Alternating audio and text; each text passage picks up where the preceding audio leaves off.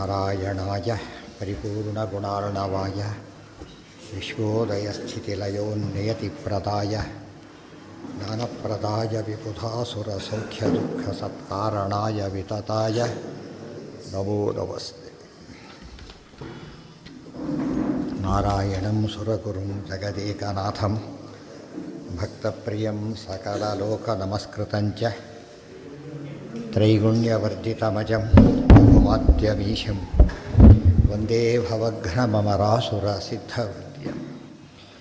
ನಾರಾಯಣಂ ನಮಸ್ಕೃತ್ಯ ನರಂಚೈವ ನರೋತ್ತಮಂ ದೇವೀಂ ಸರಸ್ವತೀಂ ವ್ಯಾಸಂ ತತೋ ಜಯಮುದೀರಯೇ. ದಿವ್ಯಾಂಬರೇ ಕುಂಡಲಿನಿ ಸ್ವಪೂರ್ವೇ ಗತೆ ವಿಮಾನೇನ ಸಧರ್ಮರಾಜಃ ಭೀಮಶ್ಚಾಯಾತ್ ಸ್ವಾಶ್ರಮಾಯೈವ ಸರ್ವಂ ಯುಧಿಷ್ಠಿರಃ ಕಥಯಾಮಾಸ ತತ್ರ. ನಹುಷ ಹಾಗೆ ಉದ್ಧಾರವಾದ. ದಿವ್ಯಾಂಬರೇ ಕುಂಡಲಿನಿ ಸ್ವಪೂರ್ವೇ ಗತೆ, ಆತ ಮೊದಲಿನಂತೆ ದಿವ್ಯವಾದಂಥ ವಸ್ತ್ರ, ಪೀತಾಂಬರ ದಿವ್ಯಾಂಬರ, ದಿವ್ಯವಾಗಿರ್ತಕ್ಕಂಥ ವಸ್ತ್ರ, ಕುಂಡಲಿಗಳು ಸ್ವಪೂರ್ವೇ ಗತೆ ಮೊದಲು ಹೇಗಿದ್ದು ಹಾಗಾಗಿ. ವಿಮಾನೇನ ಚ ಧರ್ಮರಾಜ, ನಹುಷ ವಿಮಾನದಿಂದ ಸ್ವರ್ಗಕ್ಕೆ ಹೊರಟೋದ. ಆಗ ಧರ್ಮರಾಜ ಏನು ಮಾಡ್ತಾನೆ, ಭೀಮಶ್ಚ ಇಬ್ಬರೂ ಸಹ ಆಯಾತ್ ಸ್ವಾಶ್ರಮಾಯೈವ ಸರ್ವಂ, ಆಶ್ರಮಕ್ಕೆ ಹೊರಟರು. ಯುಧಿಷ್ಠಿರ ಮನೆ ಅಂತ ಹೇಳಲಿಲ್ಲ, ಯಾಕೆ ವನವಾಸದಲ್ಲಿದ್ದಾರೆ, ಆದ್ದರಿಂದ ವನದಲ್ಲಿ ಏನಿರಬಾರ್ದು, ಮನೆ ಇರಾಗಿಲ್ಲ. ಅದಕ್ಕೆ ಆಶ್ರಮಾಯೈವ ಸರ್ವಂ ಯುಧಿಷ್ಠಿರ ಕಥಯಾಮಾಸ ತತ್ರ. ಅಲ್ಲಿದ್ದ ಜನರೆಲ್ಲ ಏನೇನು ನಡೀತು ಎಲ್ಲ ಹೇಳಿದ. ಶ್ರುತ್ವಾ ಕೃಷ್ಣಾಧಾರ್ತರಾಷ್ಟ್ರಾಶ್ಚ ಸರ್ವೇ ಮುನೀಂದ್ರಾಃ ಭೀಮಸೇನೆ ಅತಿಭಕ್ತಾಃ ವ್ರೀಡಾಂ ಯಯುಃ ಭೀಮಸೇನಗ್ರಹೇಣ ತಥಾಬ್ರುವನ್ ಸ್ನೇಹತೋ ಭೀಮಸೇನಂ. ಶ್ರುತ್ವಾ ಕೃಷ್ಣ ಭ್ರಾತರಃ ಚ ಅಸ್ಯ ಸರ್ವೇ ಮುನೀಂದ್ರಾಃ ಭೀಮಸೇನೆ ಅತಿಭಕ್ತಾಃ ವ್ರೀಡಾಂ ಯಯುಃ ಭೀಮಸೇನಗ್ರಹೇಣ ತಥಾ ಅಬ್ರುವನ್ ಸ್ನೇಹತಃ ಭೀಮಸೇನಂ. ಆಗ ಅದನ್ನೆಲ್ಲ ಕೇಳಿ ಕೃಷ್ಣ, ದ್ರೌಪದಿ, ಭ್ರಾತರಶ್ಚ ಅಸ್ಯ ಸರ್ವೇ, ಮತ್ತು ಉಳಿದ ಭ್ರಾತರರು ಯಾರ್ಯಾರೀಗ, ಭ್ರಾತರ ಸರ್ವೇ ಅಂತ ಹೇಳಿದ್ದರಿಂದ ನಕಲ ಮತ್ತು ಸಹದೇವರು, ಅರ್ಜುನ ಬಂದಿದ್ದಾನೆ ಈಗಾಗಲೇ. ಈಗ 3 ಜನ ಇದ್ದಾರೆ, ಸಮಸ್ಯೆ ಇಲ್ಲ. ಅಲ್ಲಿ ಹೇಳಿದರೆ ಏನಾಗ್ತಿತ್ತಾಗ ಬೇರೆ ಅರ್ಥ ಬಂದಿತ್ತು. ಸರ್ವೇ ಮುನೀಂದ್ರಾಃ ಭೀಮಸೇನೆ ಅತಿಭಕ್ತಾಃ, ಭೀಮಸೇನಲ್ಲಿ ಮುನಿಶ್ರೇಷ್ಠರುಗಳು ಎಲ್ಲ ಭೀಮಸೇನಲ್ಲಿ ಭಾರಿ ಭಕ್ತರು. ಅವರೆಲ್ಲ ವ್ರೀಡಾಂ ಯಯುಃ ಭೀಮಸೇನಗ್ರಹೇಣ. ಎಲ್ಲರಿಗೂ ಸ್ವಲ್ಪ ಭಾರಿ ಸಂಕೋಚ ಆಯ್ತದ, ಭೀಮಸೇನ ಸೆರೆ ಸಿಕ್ಕಿಬಿಟ್ಟಲ್ಲ ಅಂತ ಹೇಳಿಬಿಟ್ಟು. ಹಿಂದೆ ಮುಂದಿನ ಗೊತ್ತಿಲ್ಲ ಅವರಿಗೆ ಅಂಥೇಳಿ ಮನಸ್ಸಿಗೆ ಭಾರಿ ಇದಾಯಿತು ಅವರಿಗೆ. ಒಂದು ಮಾತು ಹೇಳಿದರು, ತಥಾಬ್ರುವನ್ ಸ್ನೇಹತೋ ಭೀಮಸೇನಂ. ಭೀಮಸೇನ ಕೇಳಿಕೊಂಡ್ರು ಏನಂತ, ಎಲ್ಲ ವಿಷಯ ಗೊತ್ತಾಯ್ತಲ್ಲ, ಕೇಳ್ಕೊಂಡು ಹೇಳ್ತಾರೆ. ನೈತಾದೃಶಂ ಸಾಹಸಂ ತೇ ಅನುರೂಪಂ ಶಕ್ತೋಪಿ ಯತ್ ಸ್ವಾತ್ಮನೋ ಮೋಕ್ಷಣಾಯ ನೈವಾಕರೋರ್ಯತ್ತ ಮತೋ ನಿಜಾನಾಂ ಮಹದ್ದುಃಖಂ ಹೃದಯೇ ಪ್ರಾರ್ಥಯಸ್ತ್ವಂ. ಎಷ್ಟು ಇಂಪಾರ್ಟೆಂಟ್ ಹೇಳ್ತಾರೆ ನೋಡಿ. ನಾ ಏತಾದೃಶಂ ಸಾಹಸಂ ತೇ ಅನುರೂಪಂ, ನೀನು ಹೀಗೆ ಮಾಡಿದ್ದು ಸರಿ ಹೋಗಲಿಲ್ಲ. ಏನದು, ಶಕ್ತೋಪಿ ಯತ್ ಸ್ವಾತ್ಮನಃ ಮೋಕ್ಷಣಾಯ, ನಿನ್ನ ಬಿಡುಗಡೆಗೆ ಸಮರ್ಥನಾಗಿದ್ದರೂ ಕೂಡ ಬಿಡುಗಡೆ ಮಾಡ್ಕೊಂಡು ಬರಲಿಲ್ವಲ್ಲ, ಇದರಿಂದ ನೈವಾಕರೋಹೋ ಯತ್ನಂ, ಪ್ರಯತ್ನ ಕೂಡ ಮಾಡಲಿಲ್ಲ. ಅಥೋ ನಿಜಾನಾಂ ಮಹದ್ದುಃಖಂ ಹೃದಯೇ ಪ್ರಾರ್ಥಯಸ್ತ್ವಂ, ನಮಗೆಲ್ಲ ಭಾರಿ ದುಃಖ ಆಗಿಬಿಟ್ಟಿದೆ ಮನಸ್ಸಿಗೆ ಅಂತ ಹೇಳ್ತಾರೆ. ಏನಂತ, ಅಭಿಮಾನಿಗಳು, ಭೀಮಸೇನ ಅಭಿಮಾನಿಗಳಿಗೆ ಹೀಗಾದಾಗ ಏನಾಗುತ್ತೋ ಅವರಿಗೆಲ್ಲ ಆಘಾತ ಆದಾಗಾಯಿತು, ಇನ್ಮೇಲೆ ಹೀಗೆ ಮಾಡಿಕೊಡೋದು ಅಂತ ಕೇಳಿದ್ರಂತೆ. ಅಂದರೆ ಅವ್ರ ಬಗ್ಗೆ, ಭೀಮಸೇನ ಬಗ್ಗೆ ತಪ್ಪನ್ನೇ ತಿಳುವಳಿಕೆ ಬರಲಿಲ್ಲ. ಭೀಮಸೇನ ಬಿಡಿಸ್ಕೊಂಡು ಬರಬೇಕಾಗಿತ್ತು. ಯಾಕೆ, ಈಗ ನಮಗೆಲ್ಲ ಗೌರವ ಬರೋದು ಯಾವ ದೃಷ್ಟಿಯಿಂದ, ನಾವು ನಂಬಿದ ಭೀಮಸೇನ ಹಾಗೆ ಮಾಡ್ದ ಅಂತೇಳಿ. ಇದು ಸರಿ ಮಾಡಿದರೂ ಕೂಡ ಈಗ ಜನಗಳಿಗೆ ಅರ್ಥ ಆಗೋದಿಲ್ಲ, ಆದ್ದರಿಂದ ಇನ್ನೊಮ್ಮೆ ಹೀಗೆ ಮಾಡಿಕೊಡೋದು ಅಂತ ಕೇಳಿಕೊಂಡು. ಅದು ಗೊತ್ತಿಲ್ಲ ಅವ್ರಿಗೆ, ಒಂದು ಗೊತ್ತು, ಭೀಮಸೇನಿಗೆ ಸೋಲಿಲ್ಲ ಅಂತ ಗೊತ್ತು ಅವರಿಗೆ. ಅದು ಹೇಳ್ತಾರಲ್ಲ, ಈ ಶಕ್ತಿ ಇದ್ದರೂ ಕೂಡ ಬಿಡಿಸ್ಕೊಂಡು ಬರಲಿಲ್ಲ, ಆದ್ದರಿಂದ ನಮಗೆಲ್ಲ ಭಾರಿ ದುಃಖ ಆಗಿಬಿಟ್ಟಿದೆ ಅಂಥೇಳಿ ಇನ್ಮೇಲೆ ಹೇಗೆ ಮಾಡಿಕೊಡೋದು. ಮೈವಂ ಪುನಃ ಕಾರ್ಯವಿತಿ ಬ್ರುವಂತಹ ಸಮಾಶ್ಲಿಷನ್ ಸರ್ವ ಏವೇತ್ಯ ಭೀಮಂ ತಥೋ ಅಹೋಭಿಃ ಕೈಶ್ಚಿದಾಪುಃ ಕುರುಣಾಂ ರಾಷ್ಟ್ರಂ ಪಾರ್ಥಾಃ ಮುನಿಮುಖ್ಯೈ ಸಮೇತಾಃ. ಕೇಳಿಕೊಂಡ್ರು. ಮಾ ಏವಂ ಪುನಃ ಕಾರ್ಯಂ, ಇನ್ನೊಮ್ಮೆ ಹೀಗೆ ಮಾಡಿಕೊಡೋದು. ಏನು ಮಾಡಿಕೊಡೋದು, ಶಕ್ತಿ ಇದ್ದರೂ ಕೂಡ ಈ ರೀತಿ ಮಾಡಿದೆಯಲ್ಲ, ಈ ರೀತಿ ಮಾಡಿಕೊಡೋದು ಅಂತ ಕೇಳಿಕೊಂಡ್ರು. ಬ್ರುವಂತಹ ಸಮಾಶ್ಲಿಷನ್ ಸರ್ವ ಏವ ಏತ್ಯ ಭೀಮಂ, ಎಲ್ಲರೂ ಸಹ ಒಟ್ಟಾಗಿ ಬಂದು ಭೀಮಸೇನನನ್ನು ಸಮ್ಯಕ್ ಆಶ್ಲಿಷನ್, ವಿಶೇಷ ಆಲಿಂಗನಾದಿಗಳನ್ನು ಮಾಡಿಕೊಂಡು ಗೌರವಿಸಿದರು. ಏನ ಬಿಟ್ಟಾಯ್ತು, ಅಲ್ಲಿಂದೇ ಬಿಟ್ಟೋಯ್ತಲ್ಲ ಆಗಲಿ, ಬಿಟ್ಟು ಅಲ್ಲೇ ಇದಕ್ಕೋಯ್ತು, ವೈಕುಂಠಕ್ಕೆ ಹೋಯ್ತು ಆಗಲಿ. ತಥೋ ಅಹೋಭಿಹಿ ಕೈಶ್ಚಿತಾಪುಹು, ಇಲ್ಲಿ ಭಾರಿ ಇಂಪಾರ್ಟೆಂಟ್ ಅಂದರೆ ಭೀಮಸೇನ ಗಟ್ಟಿಯಾಗಿ ಹಿಡ್ಕೊಂಡಿತ್ತು. ಏನು ಮಾಡಿದ್ರು ಬಿಡಲಿಲ್ಲ, ಉದ್ಧಾರ ಆಗೋಯ್ತು. ಯಾರು ಆಯುಧರು ಗಟ್ಟಿಯಾಗಿ ಹಿಡ್ಕೊತಾರೋ ಏನಾಗ್ತಾರೋ ಅವರು ಉದ್ಧಾರ ಆಗಿ ಹೋಗ್ತಾರೆ. ಗಟ್ಟಿಯಾಗಿ ಹಿಡ್ಕೋಬೇಕು, ಅದು ಭಾಳ ಇಷ್ಟ. ಎಷ್ಟು ಗಟ್ಟಿಯಾಗಿ ಬಿಡಲೇ ಬರೋದು, ಆ ರೀತಿ ಹಿಡ್ಕೋಬೇಕು. ಆ ರೀತಿ ಆಯ್ತು. ಅದೇ ರೀತಿ ಕೃಷ್ಣನೇ ಹಿಡ್ಕೊಂಡು, ನಂದಗೋಪನ ಹಿಡ್ಕೊಂಡ ಗಟ್ಟಿಯಾಗಿ. ಹಾವು ಕೃಷ್ಣ ಹೋಗಿ ಬಿಡಿಸ್ಕೊಂಡು ಬಂದ. ನಂದಗೋಪ ಯಾರನ್ನ ಹಿಡ್ಕೊಂಡಿತು? ಹಾವು ನಂದಗೋಪನ ಹಿಡ್ಕೊಂಡಿತು. ನಂದಗೋಪ ಕೃಷ್ಣನ ಭಕ್ತ, ಆತನ ಹಿಡ್ಕೊಂಡ್ರೆ ಏನಾಯಿತು?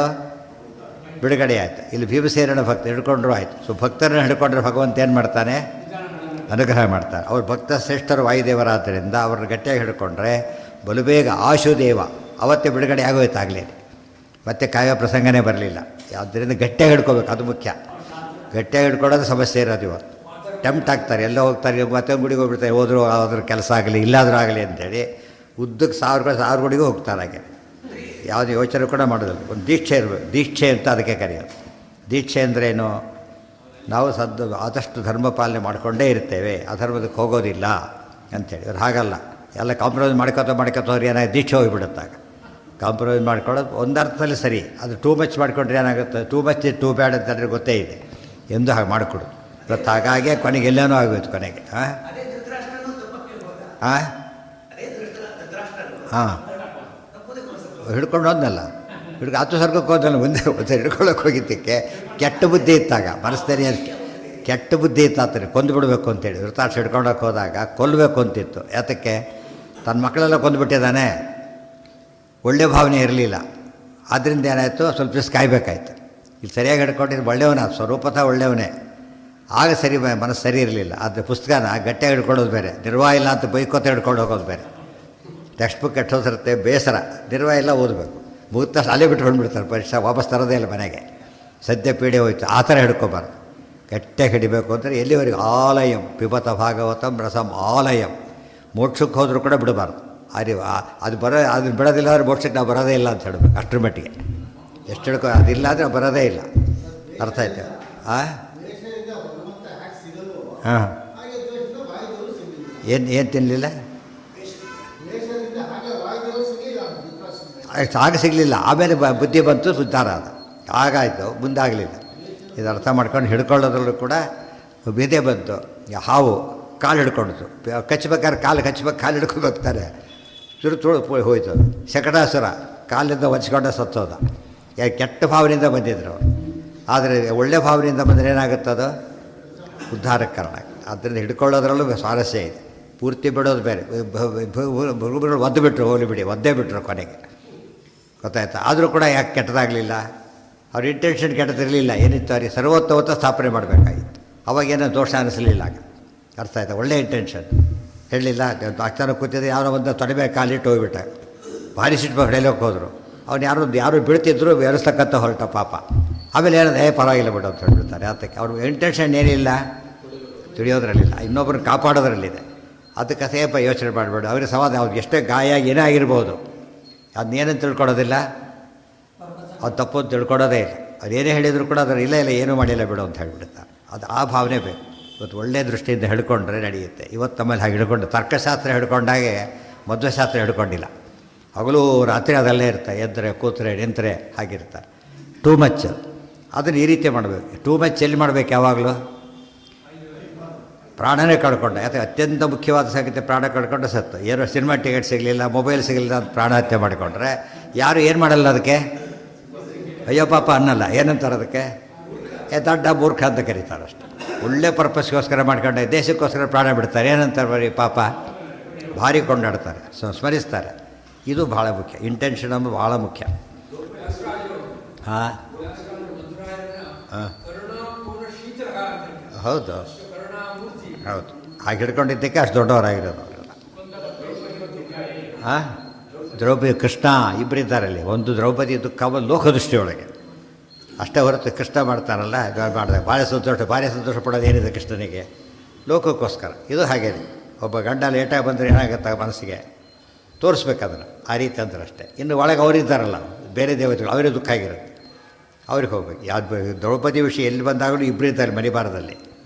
ಆ ದೃಷ್ಟಿಯಿಂದ ಅದು ಅರ್ಥ ಮಾಡ್ಕೊಳ್ಳೋದು ಹೊರ ಕನ್ಫ್ಯೂಷನ್ ಆಗುತ್ತೆ. ಒಂದು ಲೋಕದ ವಿಡಂಬನೆ ಒಂದು ಭಾಗ, ಇನ್ನೊಂದು ಭಾಗ ಒಳಗಿರತಕ್ಕಂಥವ್ರು. ವೈವಂ ಪುನಃ ಕಾರ್ಯವಿತಿ ಬ್ರುವಂತಹ ತಥೋ ಅಹೋಭಿ ಕೈಶ್ಚಿದಾಪುಃ ಕುರುಣಾಂ ರಾಷ್ಟ್ರಂ ಪಾರ್ಥಾವುನಿ ಮುಖ್ಯೈ ಸಮೇತಾಃ. ತಥೋ ಅಹೋಭಿ ಕೈಶ್ಚಿತ್ ಆಪುಃ. ಕೆಲವು ದಿವಸ ಆದಮೇಲೆ ಪಾಂಡವರು ಎಲ್ಲಿಂದ ಎಲ್ಲಿದ್ದರು ಅವರೀಗ? ಇಷ್ಟೊತ್ತೆಲ್ಲಿದ್ದರು? ಈಗ ಹಿಮಾಲಯದ ದಕ್ಷಿಣ ತಪ್ಪಲಲ್ಲಿದ್ದರು. ಅಲ್ಲಿಂದ ಇದು ಹತ್ತಿರ, ಹಸ್ತಿನಾವತಿ ಭಾರಿ ಹತ್ತಿರ.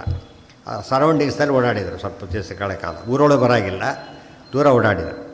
ಕುರುಣಾಂ ರಾಷ್ಟ್ರಂ ಅಂದರು ಒಂದೇ, ಕೌರವರ ಪ್ರದೇಶ ಹಸ್ತಿನಾಪುರದ ಸುತ್ತಮುತ್ತ ಓಡಾಡಿದರು. ಮುನಿಮುಖ್ಯೈ ಸಮೇತಾಃ, ಮುನಿಗಳ ಜೊತೆಗೆ ಇದ್ದುಬಿಟ್ಟಿದ್ದಾರೆ.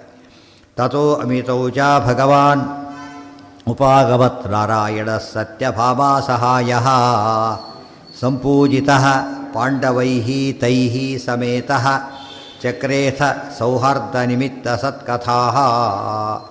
ತತಃ ಅಮಿತೌಜಾಃ ಭಗವಾನ್, ತತಃ ಅಮಿತೌಜಾಃ ಭಗವಾನ್ ಕೃಷ್ಣಃ ಅಂತ ಅರ್ಥ. ಉಪಾಗಮತ್ ನಾರಾಯಣಃ, ಯಾರತ? ಭಗವಾನ್ ನಾರಾಯಣಃ ಕೃಷ್ಣಃ. ಸತ್ಯಭಾಮಾ ಸಹಾಯ ಉಪಾಗಮತ್, ಸತ್ಯಭಾಮಾ ಸಮೇತನಾಗಿ ಬಂದ. ಸಹಾಯ ಅಂದರೆ ಸತ್ಯಭಾಮ ಸಹಾಯ ತೊಗೊಂಡು ಬಂದ ಅಂತ ಅರ್ಥ ಅಲ್ಲ, ಜೊತೆಗೆ ಬಂದ ಅಂತ ಅಷ್ಟೇ ಅರ್ಥ. ಅದಕ್ಕೆ ವ್ಯಾಸರ ಸ್ತೋತ್ರ ಮಾಡಬೇಕಾದ್ರೆ ನವಮಿ ಲಕ್ಷ್ಮೀ ಸಹಾಯಂ ಅಂತ ಹೇಳಿದ್ದಾರೆ, ಗೊತ್ತಾಯ್ತಾ? ಇದೇ ಪದ ಲಕ್ಷ್ಮೀ ಅಂದರೆ ಸತ್ಯಭಾಮ. ಲಕ್ಷ್ಮಿಗೆ ಸಹಾಯ ಅಲ್ಲ, ಲಕ್ಷ್ಮಿಗೆ ತಾನು ಸಹಾಯ ಮಾಡ್ತಾಯಿದ್ರು, ಲಕ್ಷ್ಮೀ ಸಹಾಯ ತಾನು ತೊಗೊಂಡಿಲ್ಲ. ಅದಕ್ಕೆ ಮರುತ್ಸಕೋ ಹುತಾಶನ ಇದ್ದ ಹಾಗೆ ಮತ್ತೆ ಅರ್ಥ ಮಾಡ್ಕೋಬೇಕು. ಲಕ್ಷ್ಮೀ ಸಹಾಯ ಮಾಡಿಕೊಂಡೇ ಹೊರತು ತಾನು ಸಹಾಯ ಮಾಡಿಕೊಂಡಲ್ಲ. ತನಗೆ ಸಹಾಯಕ್ಕೆ ಯಾರು? ಅದೇನು ಹೇಳಿದ್ದು? ತದನನ್ಯತ್ವಂ ಆರಾಮಣ ಶಬ್ದಾದಿಭ್ಯ. ದೇವರಿಗೆ ಯಾರ ಸಹಾಯನೂ ಬೇಕಿಲ್ಲ ಅಂದಮೇಲೆ ಲಕ್ಷ್ಮೀ ಸಹಾಯನೂ ಬೇಕಿಲ್ಲ. ದೇವರಿಗೆ ಯಾರ ಸಹಾಯನೂ ಬೇಕಿಲ್ಲ, ಎಲ್ಲರಿಗೂ ದೇವರ ಸಹಾಯ ಬೇಕೇ ಬೇಕು. ಇದು ಬಿಂಬ ಪ್ರತಿಬಿಂಬ. ಪ್ರತಿಬಿಂಬಗಳಿಗೆ ಏನಿರಬೇಕು? ಯಾವಾಗಲೂ ಬಿಂಬ ಇರಲೇಬೇಕು. ಆದರೆ ಪ್ರತಿಬಿಂಬ ಇಲ್ಲ, ಬಿಂಬಕ್ಕೆ ಏನು ಬೇಕಾಗಿಲ್ಲ? ಇರೋದು ಬೇಕಾಗಿಲ್ಲ. ಎಷ್ಟು ಇಂಪಾರ್ಟೆಂಟ್ ಅದು. ಅದೇ ಅದು ದೃಷ್ಟಾಂತ, ಬಿಂಬ ಪ್ರತಿಬಿಂಬ ಭಾವ ಅಂತಿರೋದೆ. ಯಾರು ಯಾವ ಸಿದ್ಧಾಂತದಲ್ಲಿ ಉಪಯೋಗಿಸಲಿಲ್ಲ. ಬಿಂಬ ಪ್ರತಿಬಿಂಬ ಭಾವ ಅನ್ನೋ ಕಾನ್ಸೆಪ್ಟನ್ನು ಉಪಯೋಗಿಸಲೇ ಇಲ್ಲ. ಉಪಯೋಗಿಸ್ತಕ್ಕೆ ಹೋಗಿ ಸೋತರು ಅವರು. ಬಿಂಬ ಪ್ರತಿಬಿಂಬ ಭಾವ ಅವ್ರ ಪ್ರಕಾರ ಏನು? ಬಿಂಬ ಸತ್ಯ, ಪ್ರತಿಬಿಂಬ ಸುಳ್ಳು ಅಂತ ಹೇಳಿದ್ರು. ಯಾರು ಹೇಳ್ತಾರೆ ಪ್ರತಿಬಿಂಬ ಸುಳ್ಳು? ಆಗಿದ್ದರೆ ಕನ್ನಡಿಯಲ್ಲಿ ಕಾಣೋ ಪ್ರತಿಬಿಂಬ ಸುಳ್ಳ? ಫೋಟೋ ಇದೆ, ಅದು ಸುಳ್ಳ? ಅದು ಅವ್ರು ನೋಡಿದರೆ ಪ್ರತಿಬಿಂಬ ಅಂದರೆ ಸುಳ್ಳು ಅಂತ ಅರ್ಥ. ಇವರು ಚಪ್ಪಾಳೆ ಕೂತ್ಕೊಂಡ್ಬಿಟ್ರೆ ಹಾಗೆ. ಸತ್ಯ ಆಗಿದ್ದಕ್ಕೆ ಪ್ರತಿಬಿಂಬ ಅಂತ ಕರೆದಿರೋದನ್ನು ಸುಳ್ಳು ಹೇಗಾಗುತ್ತೆ ಅದು? ಅಂದರೆ ಕಾನ್ಸೆಪ್ಟನ್ನು ಮಿಸ್ಯೂಸ್ ಮಾಡ್ಕೊಂಡ್ಬಿಟ್ರೆ ಅಷ್ಟೇ. ಡಿಪೆಂಡೆನ್ಸ್ ಬೇಕಾದ್ರೆ ಡಿಪೆಂಡೆನ್ಸ್ ಅರ್ಥ ಮಾಡಿಕೊಂಡ್ರೆ ಅದು ಪ್ರತಿಬಿಂಬ ಅಂತ ಅರ್ಥ ಆಗುತ್ತೆ. ಸುಪೀರಿಯರ್ ಅಂತಷ್ಟೇ ಇನ್ಫೀರಿಯರ್ ಏನಾಗಿರ್ತಾನೆ? ಡಿಪೆಂಡೆಂಟ್ ಆಗಿರ್ತಾನೆ. ಆದರೆ ಒಂದು ಆ ಪರ್ಪಸ್ಗೆ ಆಫೀಸ್ನಲ್ಲಿ ಮಾತ್ರ, ಮನೆಯಲ್ಲಿ ಏನೂ ಮಾಡೋಂಗಿಲ್ಲ. ಪ್ರತಿಬಿಂಬ ಹಾಗಲ್ಲ. ಎಲ್ಲ ಸ್ಟೇಜಲ್ಲೂ ಕೂಡ ಏನದು? ಇವರ ಎಕ್ಸಿಸ್ಟೆನ್ಸ್ ಇಟ್ ಸೆಲ್ಫ್ ಏನಾಗಿದೆ ಅದರದ್ದು? ಡಿಪೆಂಡೆಂಟ್ ಆಗಿ. ಅದೆಲ್ಲರೂ ಇರಲಿಕ್ಕೆ ಸಾಧ್ಯ ಇಲ್ಲ. ಇದು ಅರ್ಥ ಮಾಡಿಕೊಂಡ್ರೆ ಬದ್ಧ ಸಿದ್ಧಾಂತ ಎಷ್ಟು ದೊಡ್ಡದು. ಹೌದು, ಪೂರ್ತಿ ಅದೇ ಹೇಳಿದಲ್ಲ, ಪೂರ್ತಿ ಅದನ್ನು ಅಥವಾ ಅದೆಲ್ಲ ಹೇಳ್ತಿರೋದನ್ನೇ. ಅದು ಸರಿಯಾಗಿ ಅರ್ಥ ಮಾಡ್ಕೋಬೇಕು. ತಥೋ ಅಮಿತೌಜಾಃ ಭಗವಾನುಪಾಗಮತ್ ನಾರಾಯಣಃ ಸತ್ಯಭಾಮಾ ಸಹಾಯ ಸಂಪೂಜಿತಃ ಪಾಂಡವೈಃ ತೈಃ ಸಮೇತಃ ಚಕ್ರೇ ಅಥ. ಅಲ್ಲಿಗೆ ಕೃಷ್ಣ ಬಂದ. ಅಥ ಸೌಹಾರ್ದ ನಿಮಿತ್ತ ಸತ್ಕಥಾ. ಸೌಹಾರ್ದದಿಂದ ಅನೇಕ ಮಾತುಕತೆ ಎಲ್ಲ ನಡೀತು. ಇವತ್ತು ಹತ್ತಿರ ಇವೆಲ್ಲ ನೋಡ್ಬೋದು ನಾವೀಗ. ಜಾಗ ತೋರಿಸ್ತಾರೆ, ಇಲ್ಲೇ ಸಂವಾದ ನಡೆದಿದ್ದು ಅಂಥೇಳಿ. ಅದು ಪಾಂಡವರು ಎಲ್ಲಿದ್ದಾಗಲೇ ಬಂದಿದ್ದು. ಕುರುಕ್ಷೇತ್ರ ಹತ್ರ ಒಂದು ಜಾಗ ಇದೆ, ಅಲ್ಲಿ ದೊಡ್ಡ ಸರೋವರ ಎಲ್ಲ ಇದೆ. ಅಲ್ಲಿ ಇದು ಕೂಡ ಹಾಕಿಬಿಟ್ಟಿದ್ದಾರೆ ಅವರು. ಏನಂತ? ಕೃಷ್ಣ ಇಲ್ಲಿ ಬಂದು ಸತ್ಯಭಾವ ಸಮೇತ ಇದ್ದಿದ್ದು, ಆಗಲೇ ಇಲ್ಲಿ ಪರಸ್ಪರ ಮಾತುಕತೆ ಆಡಿದ್ದು ಎಲ್ಲ ತೋರಿಸ್ತಾರೆ. ಅಲ್ಲಿ ಜನಗಳಿಗೆ ಆ ಬಗ್ಗೆ ಭಾರಿ ಎಚ್ಚರ. ನಮ್ಮ ಜನಗಳಿಗೆ ಅದೇನೂ ಗೊತ್ತಿರೋದಿಲ್ಲ, ಅವ್ರ ಅಪ್ಪ ಅಮ್ಮನೇ ಗೊತ್ತಿರೋದು. ಆ ಥರ ಇರ್ತಾರೆ. ಅಲ್ಲಿ ಹಾಗಲ್ಲ, ಬಹಳ ಶ್ರದ್ಧೆಯಿಂದ ನಡ್ಕೋತಾರೆ. ಅವ್ನು ಹೇಳಿಬಿಟ್ರೆ ಖುಷಿಯಿಂದ ಕರ್ಕೊಂಡು ಹೋಗ್ತಾರೆ. ತೋರಿಸೋ ಅಂತ ಹೇಳಿಬಿಟ್ರೆ ಅವರಿಗೆ ಅಷ್ಟು ಖುಷಿ ಅವರಿಗೆ. ಅದು ನಾನು ತೋರಿಸ್ತೀನಿ ನಾವಂತೆ. ಇಲ್ಲಿ ಟೈಪ್ ಯೋಚನೆ ಮಾಡೋದು, ದುಡ್ಡಿಗೆ ಜಾಸ್ತಿ ಇದು ಮಾಡೋಕ್ಕೆ ಹೋಗಲ್ಲ ಅವರು. ತೋರಿಸ್ಬೇಕು ಮುಖ್ಯ. ಏನು? ಪಾಂಡವ ತೀರ್ಥ ಅಲ್ಲ, ಇದರ ಹತ್ರ ಇದು ಕುರುಕ್ಷೇತ್ರದಲ್ಲಿ ಸ್ವಲ್ಪ ದೂರ ಹೋದರೆ ಸಿಗುತ್ತೆ. ಅದು ಕುರುಕ್ಷೇತ್ರಪುರ ಕುರುಣಾಮ್ ಕ್ಷೇತ್ರ, ಅದಿಷ್ಟು ಅಲ್ಲೇನೆ. ಅದಕ್ಕೆ ರಾಷ್ಟ್ರಂ ಕುರುಣಾಮ್ ಅಂತ ಹೇಳಿದ್ರಲ್ಲ, ಅದಿಷ್ಟು ಅದಕ್ಕೆ ಸೇರಿದ್ದೇನೆ. ಕುರುಕ್ಷೇತ್ರದ ಕರಲೆಕ್ಕೆ ಅದು ಕುರುಕ್ಷೇತ್ರ ಬಾರ್ಡರ್ನಲ್ಲಿರೋದು ಒಂದು ಕಾರಣ. ಅದು ಅಟ್ಯಾಚ್ ಆಗಿರೋದು. ಕೃಷ್ಣಾಚ ಸತ್ಯಾಚ ಪರಸ್ಪರ ಮುದಾ ಸಂಭಾಷಣಂ ಚಕ್ರತುರ್ಯೋಷಿದಗ್ರೇ ಪರೀಕ್ಷಯಂತ್ಯಾ ಸತ್ಯಯಾ ಸರ್ವವೇತ್ರ್ಯಾ ನಿರ್ದೋಷಯಾ ಚೋದಿತಾ ಪ್ರಾಹ ಕೃಷ್ಣ ಕೃಷ್ಣಾ ಚ ಸತ್ಯಾ ಚ ಪರಸ್ಪರಂ ಮುದಾ ಸಂಭಾಷಣಂ ಚಕ್ರತುಃ ಯೋಷಿದಗ್ರೇ ಪರೀಕ್ಷಯಂತ್ಯಾ ಸತ್ಯಯಾ ಸರ್ವವೇತ್ರ್ಯಾ ನಿರ್ದೋಷಯಾ ಚ ಉದಿತಾ ಪ್ರಾಹ ಕೃಷ್ಣ ಅಥವಾ ಚೋದಿತಾ ಪ್ರಾಹ ಕೃಷ್ಣ. ಕೃಷ್ಣ ದ್ರೌಪದಿ ದೇವಿ, ಸತ್ಯಭಾಮಾದೇವಿ ಇಬ್ಬರು ಕೂಡ ಪರಸ್ಪರ ಬುಧ ಭಾರಿ ಸಂತೋಷದಿಂದ ಸಂಭಾಷಣಂ ಚಕ್ರತು. ಸಂಭಾಷಣ ಅಂದರೆ ಸಂವಾದ, ಅದು ಉಪಪರ್ವ. ಅದು ದ್ರೌಪದಿ ಸತ್ಯಭಾಮ ಸಂವಾದ ಪರ್ವ ಅಂತಲೇ ಹೆಸರದೆ. ಒಟ್ಟು ವನಪರ್ವ ಮೇನ್ ಪರ್ವ, ಅಲ್ಲಿ 22 ಉಪಪರ್ವ ಇದೆ. ಅದರಲ್ಲಿ ಒಂದಿದು ದ್ರೌಪದಿ ಸತ್ಯಭಾಮ ಸಂವಾದ ಪರ್ವ. ಅದಕ್ಕೆ ಸಂಭಾಷಣ ಅಂತ ಕರೆದು ಅದೇ ಪದ ಇಟ್ಟಿದ್ದಾರೆ. ಸಂಭಾಷಣ ಸಂವಾದ, ಸಮ್ಯಕ್ ಭಾಷಣ ಸಮ್ಯಕ್ ವಾದ. ಚಕ್ರತುರು ಯೋಷಿದಗ್ರೇ ಇಬ್ಬರು ಸ್ತ್ರೀಯರಲ್ಲಿ ಶ್ರೇಷ್ಠರು. ಸರ್ವ ಸ್ತ್ರೀಯರಲ್ಲೂ ಶ್ರೇಷ್ಠರು ಮಹಾಲಕ್ಷ್ಮಿ, ಜೀವಸ್ತ್ರೀಯರಲ್ಲಿ ಶ್ರೇಷ್ಠರು ಇವರು. ಅದಕ್ಕೆ ಯೋಷಿದಗ್ರೇ ಸರ್ವೋತ್ತಮೇ ಸ್ತ್ರೀಯರಲ್ಲಿ ಜೀವೋತ್ತಮೇ ಇವರು. ಜೀವೋತ್ತಮ ಇದ್ದಾಗೆ ಇವರಿಬ್ಬರ ಸಂಭಾಷಣೆ ಹಾಗೆ ನಡೀತು. ಯೋಷಿದಗ್ರೇ ಇದು ಹರಸ್ಯ. ಲಕ್ಷ್ಮೀ ಸರಸ್ವತಿ ಅವರಿಬ್ಬರು ಕೂಡ, ಸತ್ಯಭಾಮದ ಲಕ್ಷ್ಮಿ, ದ್ರೌಪದಿ ಸರಸ್ವತಿ ಅವರಿಬ್ಬರು ಸಂವಾದ ಮಾಡಿದರು. ಇವತ್ತೇನಾಗಿದೆ ಲೋಕದೊಳಗೆ, ಲಕ್ಷ್ಮಿ ಇದ್ದರೆ ವಿದ್ಯೆ ಇರೋದಿಲ್ಲ, ವಿದ್ಯೆ ಇರೋದಿಲ್ಲ, ವಿದ್ಯೆ ಇದ್ದರೆ ಲಕ್ಷ್ಮಿ ಇರೋದಿಲ್ಲ. ಇಬ್ಬರಿಗೂ ಜಗಳ, ಅತ್ತೆ ಸೊಸೆ ಭಾರಿ ಜಗಳ ಅವತ್ತಿದ್ದರೆ ಶುರುವಾಯಿತು ಅಂತ ತಿಳ್ಕೊಂಡ್ಬಿಟ್ಟಿರ್ತಾರೆ. ತಪ್ಪದು. ಇಬ್ಬರಲ್ಲ ಏನಿದೆ ಸಂವಾದ ಇರಬೇಕು, ಬಹಳ ಮುಖ್ಯವಾದ ಅಂಶ. ಅದನ್ನು ಲಕ್ಷ್ಮಿ ಇದ್ದಲ್ಲಿ ಸರಸ್ವತಿ ಇರೋದಿಲ್ಲ. ಅದು ನೋಡೋದಕ್ಕೆ ಸತ್ಯ ಕಾಣಿಸುತ್ತೆ. ಭಾರಿ ಶ್ರೀಮಂತರ ಮಕ್ಕಳು ಏನಾಗಿರ್ತಾರೆ, ದಡ್ಡರಾಗಿರ್ತಾರೆ. ಅದಕ್ಕೆ ಕೇಳಿದ್ದೆಲ್ಲ ಕೊಡೋದು, ಇವ್ರು ಹೇಳಿದ್ದೆಲ್ಲ ಮಾಡೋದಿಲ್ಲ. ಅದರಿಂದಾಗೆ ಓದೋದೇ ಇಲ್ಲ ಅವರು, ಬರೀ ಲಕ್ಸುರಿ ಮಾಡ್ಕೊಂಡಿದ್ದು ಬಿಡ್ತಾರೆ. ಎಲ್ಲರೂ ಎಕ್ಸೆಪ್ಷನ್ಸ್ ಇದ್ದಾರೆ, ಇಲ್ಲ ಅಂತಲ್ಲ, ಜನರಲ್ಲ ಅದು. ಅದೇ ರೀತಿ ಭಾರಿ ರಾಯರೇ ಇದ್ರಲ್ಲ, ಏನಿದೆ ಚಿನ್ನೆ ವಸ್ತ್ರೆ ಭಿನ್ನ ಪಾನೀಯ ಪಾತ್ರೆ. ಬಟ್ ಅವೆಲ್ಲ ಏನದು ಒಂದು ಹಂತದವರೆಗೆ ಅಷ್ಟೇ ಹೊರತು ನಿಜವಾದ ಲಕ್ಷ್ಮೀ ಸರಸ್ವತಿಯಲ್ಲಿ ಏನಿಲ್ಲ, ವಿವಾದ ಇಲ್ಲ, ಸಂವಾದನೇ ಇದೆ. ಧ್ರುವಾದಿಗಳು ಎಂಥ ರಾಜರು, ಎಂಥ ಸಂಪತ್ತಿತ್ತು. ಪ್ರಹ್ಲಾದರಾಜ ಇವತ್ತಿಗೂ ಹರಿವರ್ಷ ಖಂಡದಲ್ಲಿದ್ದಾನೆ. ಪಾಂಡವರು ರಾಶಿಯಾಗೋ ಎಂಥ ಸಂಪತ್ತಿದೆ. ಆದ್ದರಿಂದ ಒಂದು ಕಾಲಕ್ಕೆ ಯಾವುದೋ ಕಾಲಕ್ಕಿದ್ದರೆ ಅದೇನಂತ ಕರೆಯೋದಿಲ್ಲ, ಲಕ್ಷ್ಮೀ ಸರಸ್ವತಿ ಒಂದಾಗ ತಿಳ್ಕೊಳ್ಳೋಕೆ ಹೋಗಬಾರ್ದು. ಎಲ್ಲಿ ಆಗೋದಿಲ್ಲ, ಭ್ರಷ್ಟಾಚಾರ ಸಂಪತ್ತು, ಅಲ್ಲಿ ವಿದ್ಯೆ ಬರೋದಿಲ್ಲ. ಕರಪ್ಟ್ ಮನಿ ಅದು, ಅರ್ಥ ಆಯ್ತಾ? ಅದು ಬ್ಲ್ಯಾಕ್ ಮನಿ ಇದ್ದಲ್ಲಿ ಸರಸ್ವತಿ ಬರೋದಿಲ್ಲ. ಯಾಕೆ ಅವರು ಶುದ್ಧ ಭಾಗವತ ಧರ್ಮರಥರು, ಇದು ಕೆಟ್ಟದಾದ್ದರಿಂದ ಬರಲಿಲ್ಲ. ಅದೇ ರೀತಿಯೇ ಶುದ್ಧ ವಿದ್ಯೆ ಇದ್ದಲ್ಲಿ ಇದ್ದೇ ಇರುತ್ತೆ. ಶುದ್ಧ ವಿದ್ಯೆಯಲ್ಲಿ ಇಲ್ಲದೆ ಅಂತ ಕಂಡ್ರೆ ನಮಗೇನು ಹೆಸರು, ಅದಕ್ಕೆ ನಮಗೆ ಗೊತ್ತಾಗೋದಿಲ್ಲ. ಒಳ್ಳೆ ಸಂಪತ್ತು ತುಂಬಿದೆ ಅವರಿಗೆ. ತೃಪ್ತಿಯನ್ನು ಸಂಪತ್ತು ಭಾರಿ ದೊಡ್ಡದಾದ್ದರಿಂದ ಆ ಸಂಪತ್ತು ಇದ್ದೇ ಇದೆ ಅವರಿಗೆ. ಅವ್ರಿಗೆ ಬೇಕಿಲ್ಲ ಅಂತ ಬಿಟ್ಟಿರ್ತಾರೆ ಹೊರತು ಬೇಕು ಅಂತ ಅನ್ಸ್ಕೊಂಡು ಬಿಟ್ಟವರಲ್ಲ ಅವರು. ಅದಕ್ಕೇನಂತ ಕರೀತಾರೆ, ಅದು ಬಡತನ ಅಂತ ಕರಿಬಾರ್ದು. ಏನಂತ ಕರೀತಾರೆ, ಅದು ಶ್ರೀಮಂತಿಕೆಯೇ ಇದೆ. ಅದೆಲ್ಲ ತಿಳ್ಕೊಂಡಾಗ ತುಂಬ ಜನಗಳಿಗೆ ಭ್ರಮೆ ಹೋಗಬೇಕು.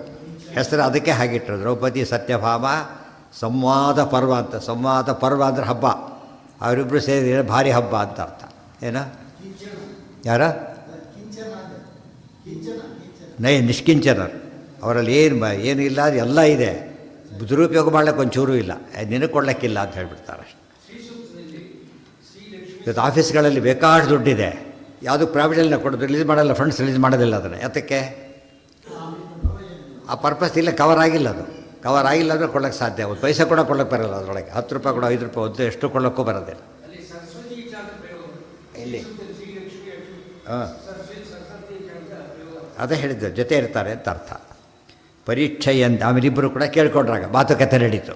ಅಲ್ಲಿ ಹೊಸರ ಮೋಹನ ಮತ್ತೆ ದ್ರೌಪದಿ ಹತ್ರ ಬಂದು ಸತ್ಯಭಾಮ ಗುಟ್ಟಾಗಿ ಮಾತಾಡಿ, ದ್ರೌಪದಿ ಕೇಳ್ತೀನಿ ತಿಳ್ಕೊಳ್ಳೋಕೆ ಹೋಗಬೇಡ, ನಾವು ಕೃಷ್ಣನಿಗೆ 16 ನೂರೆಂಟು ಹೆಂಡಂದರು, ನಮ್ಮ ಕೈಗೆ ಸಿಗೋದಿಲ್ಲ, ಕೃಷ್ಣ ಆಗಿದ್ದಾನೆ. ಅದಕ್ಕೆ 5 ಜನ ಗಂಡಂದರು. ಏನು ಆಶ್ಚರ್ಯ, ಎಲ್ಲರೂ ಹೇಳ್ದಾಗ ಕೇಳ್ಕೊಂಡು ಆರಾಮಾಗಿದ್ದಾರಲ್ಲ, ಏನು ಮಾಡಿದ್ದಿ, ಏನು ವಶೀಕರಣ ಮಾಡಿದ್ದೀಯಾ, ಮಾಟಮಂತ್ರ ಮಾಡಿಸಿದ್ದಿ ಎಲ್ಲ ಕೇಳಿದ್ದೇ ಕೇಳ್ತಾರೆ. ಅದನ್ನು ಏಕೆ ಹಾಗೆ ಮಾಡ್ತಾರೆ, ಮಾಟಮಂತ್ರ ಮಾಡಿಸಿದ್ದು ಏನು, ನನಗೂ ಸ್ವಲ್ಪ ಹೇಳ್ಕೊಡು ಹೊತ್ತಿಗೆ, ನನಗೂ ಸ್ವಲ್ಪ ಹೇಳ್ಕೊಡು ಕೇಳ್ತೀನಿ ಅಂತ.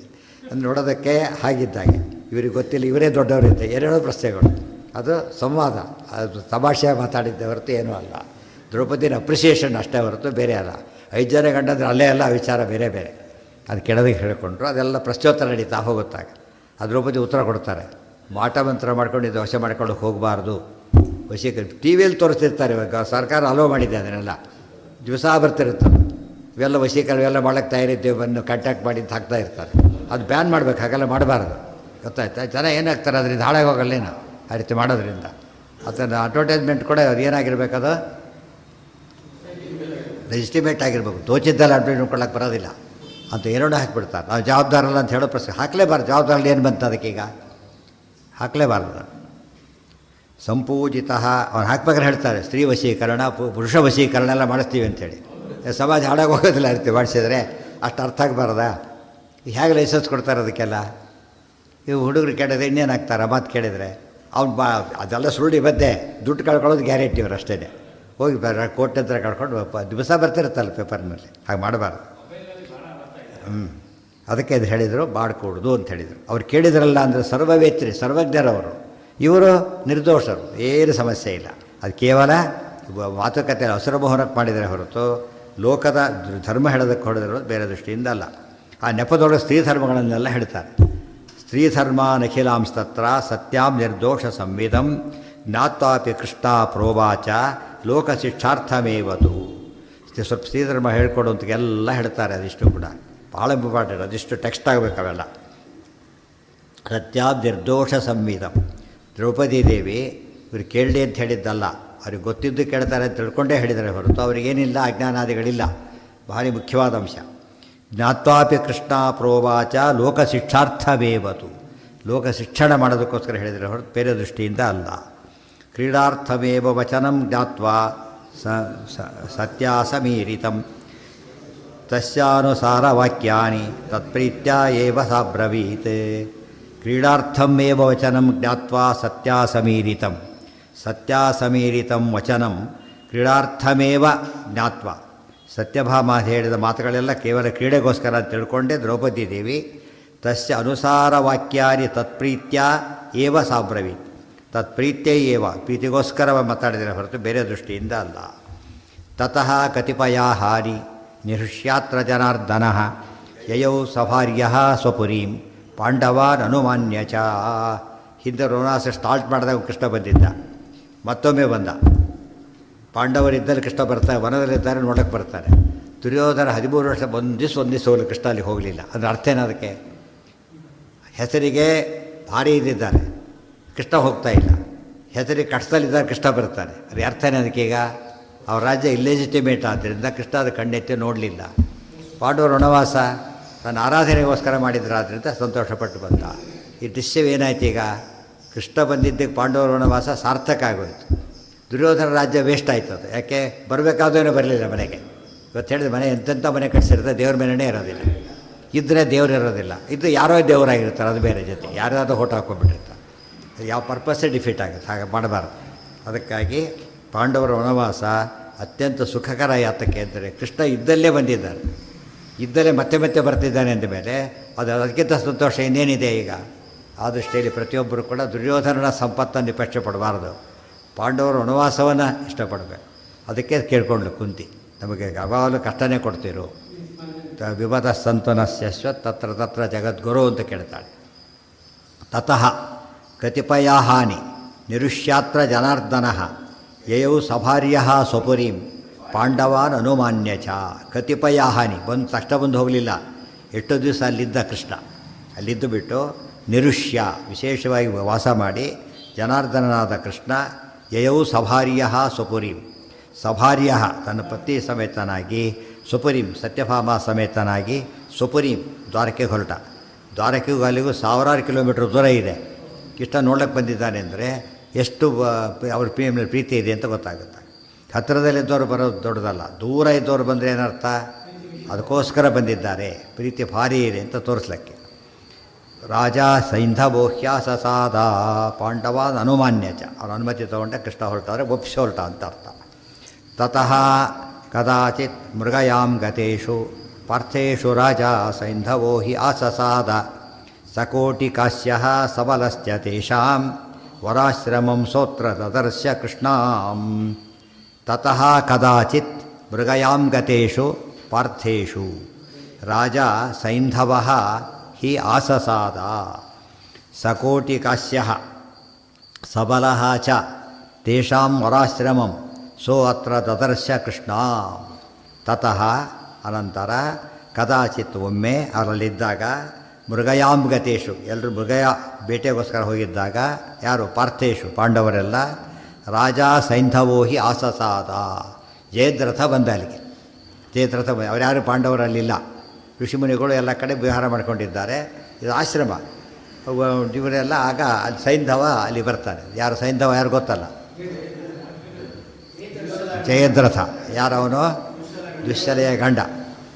ಅವನು ಬಂದ, ನೋಡ್ದ, ಅದು ಯಾತಕ್ಕೆ ಹೊರಟಿದ್ದ ಅಲ್ಲಿ ಅಂತ ಕೇಳಿದರೆ, ವರಾಶ್ರಮ ಶ್ರೇಷ್ಠವಾದ ಆಶ್ರಮ, ಭಾರಿ ದುಷ್ಟ ಇವನು. ಅಲ್ಲಿ ಯಾತಕ್ಕೆ ಬಂದ?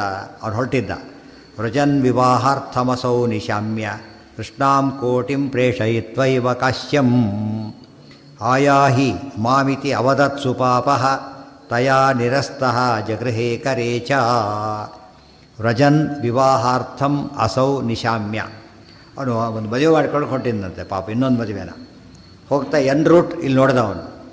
ಪಾಂಡವರಿಲ್ಲ, ದ್ರೌಪದಿ ಒಬ್ಬಳೇ ಇದ್ದಾಳೆ ನೋಡ್ಕೊಂಡ, ಬಂದ. ಏನಂತ? ನಿಶಾಮ್ಯ ನೋಡಿ, ಕೃಷ್ಣಾಂ ಕೋಟಿಂ ಪ್ರೇಷಯಿತ್ವೈವ ಕಾಶ್ಯಂ. ಕೋಟಿ ಕಾಶ್ಯ ಅಂತ ಅವನ ಜೊತೆಗಿದ್ದವನು. ಅವನ ಕರೆದುಬಿಟ್ಟು ದ್ರೌಪದಿ ಹೇಳಿ ಕಳಿಸ್ದ ಮೆಸೇಜ್. ಅವನ ಮೂಲಕ ಮೆಸೇಜ್.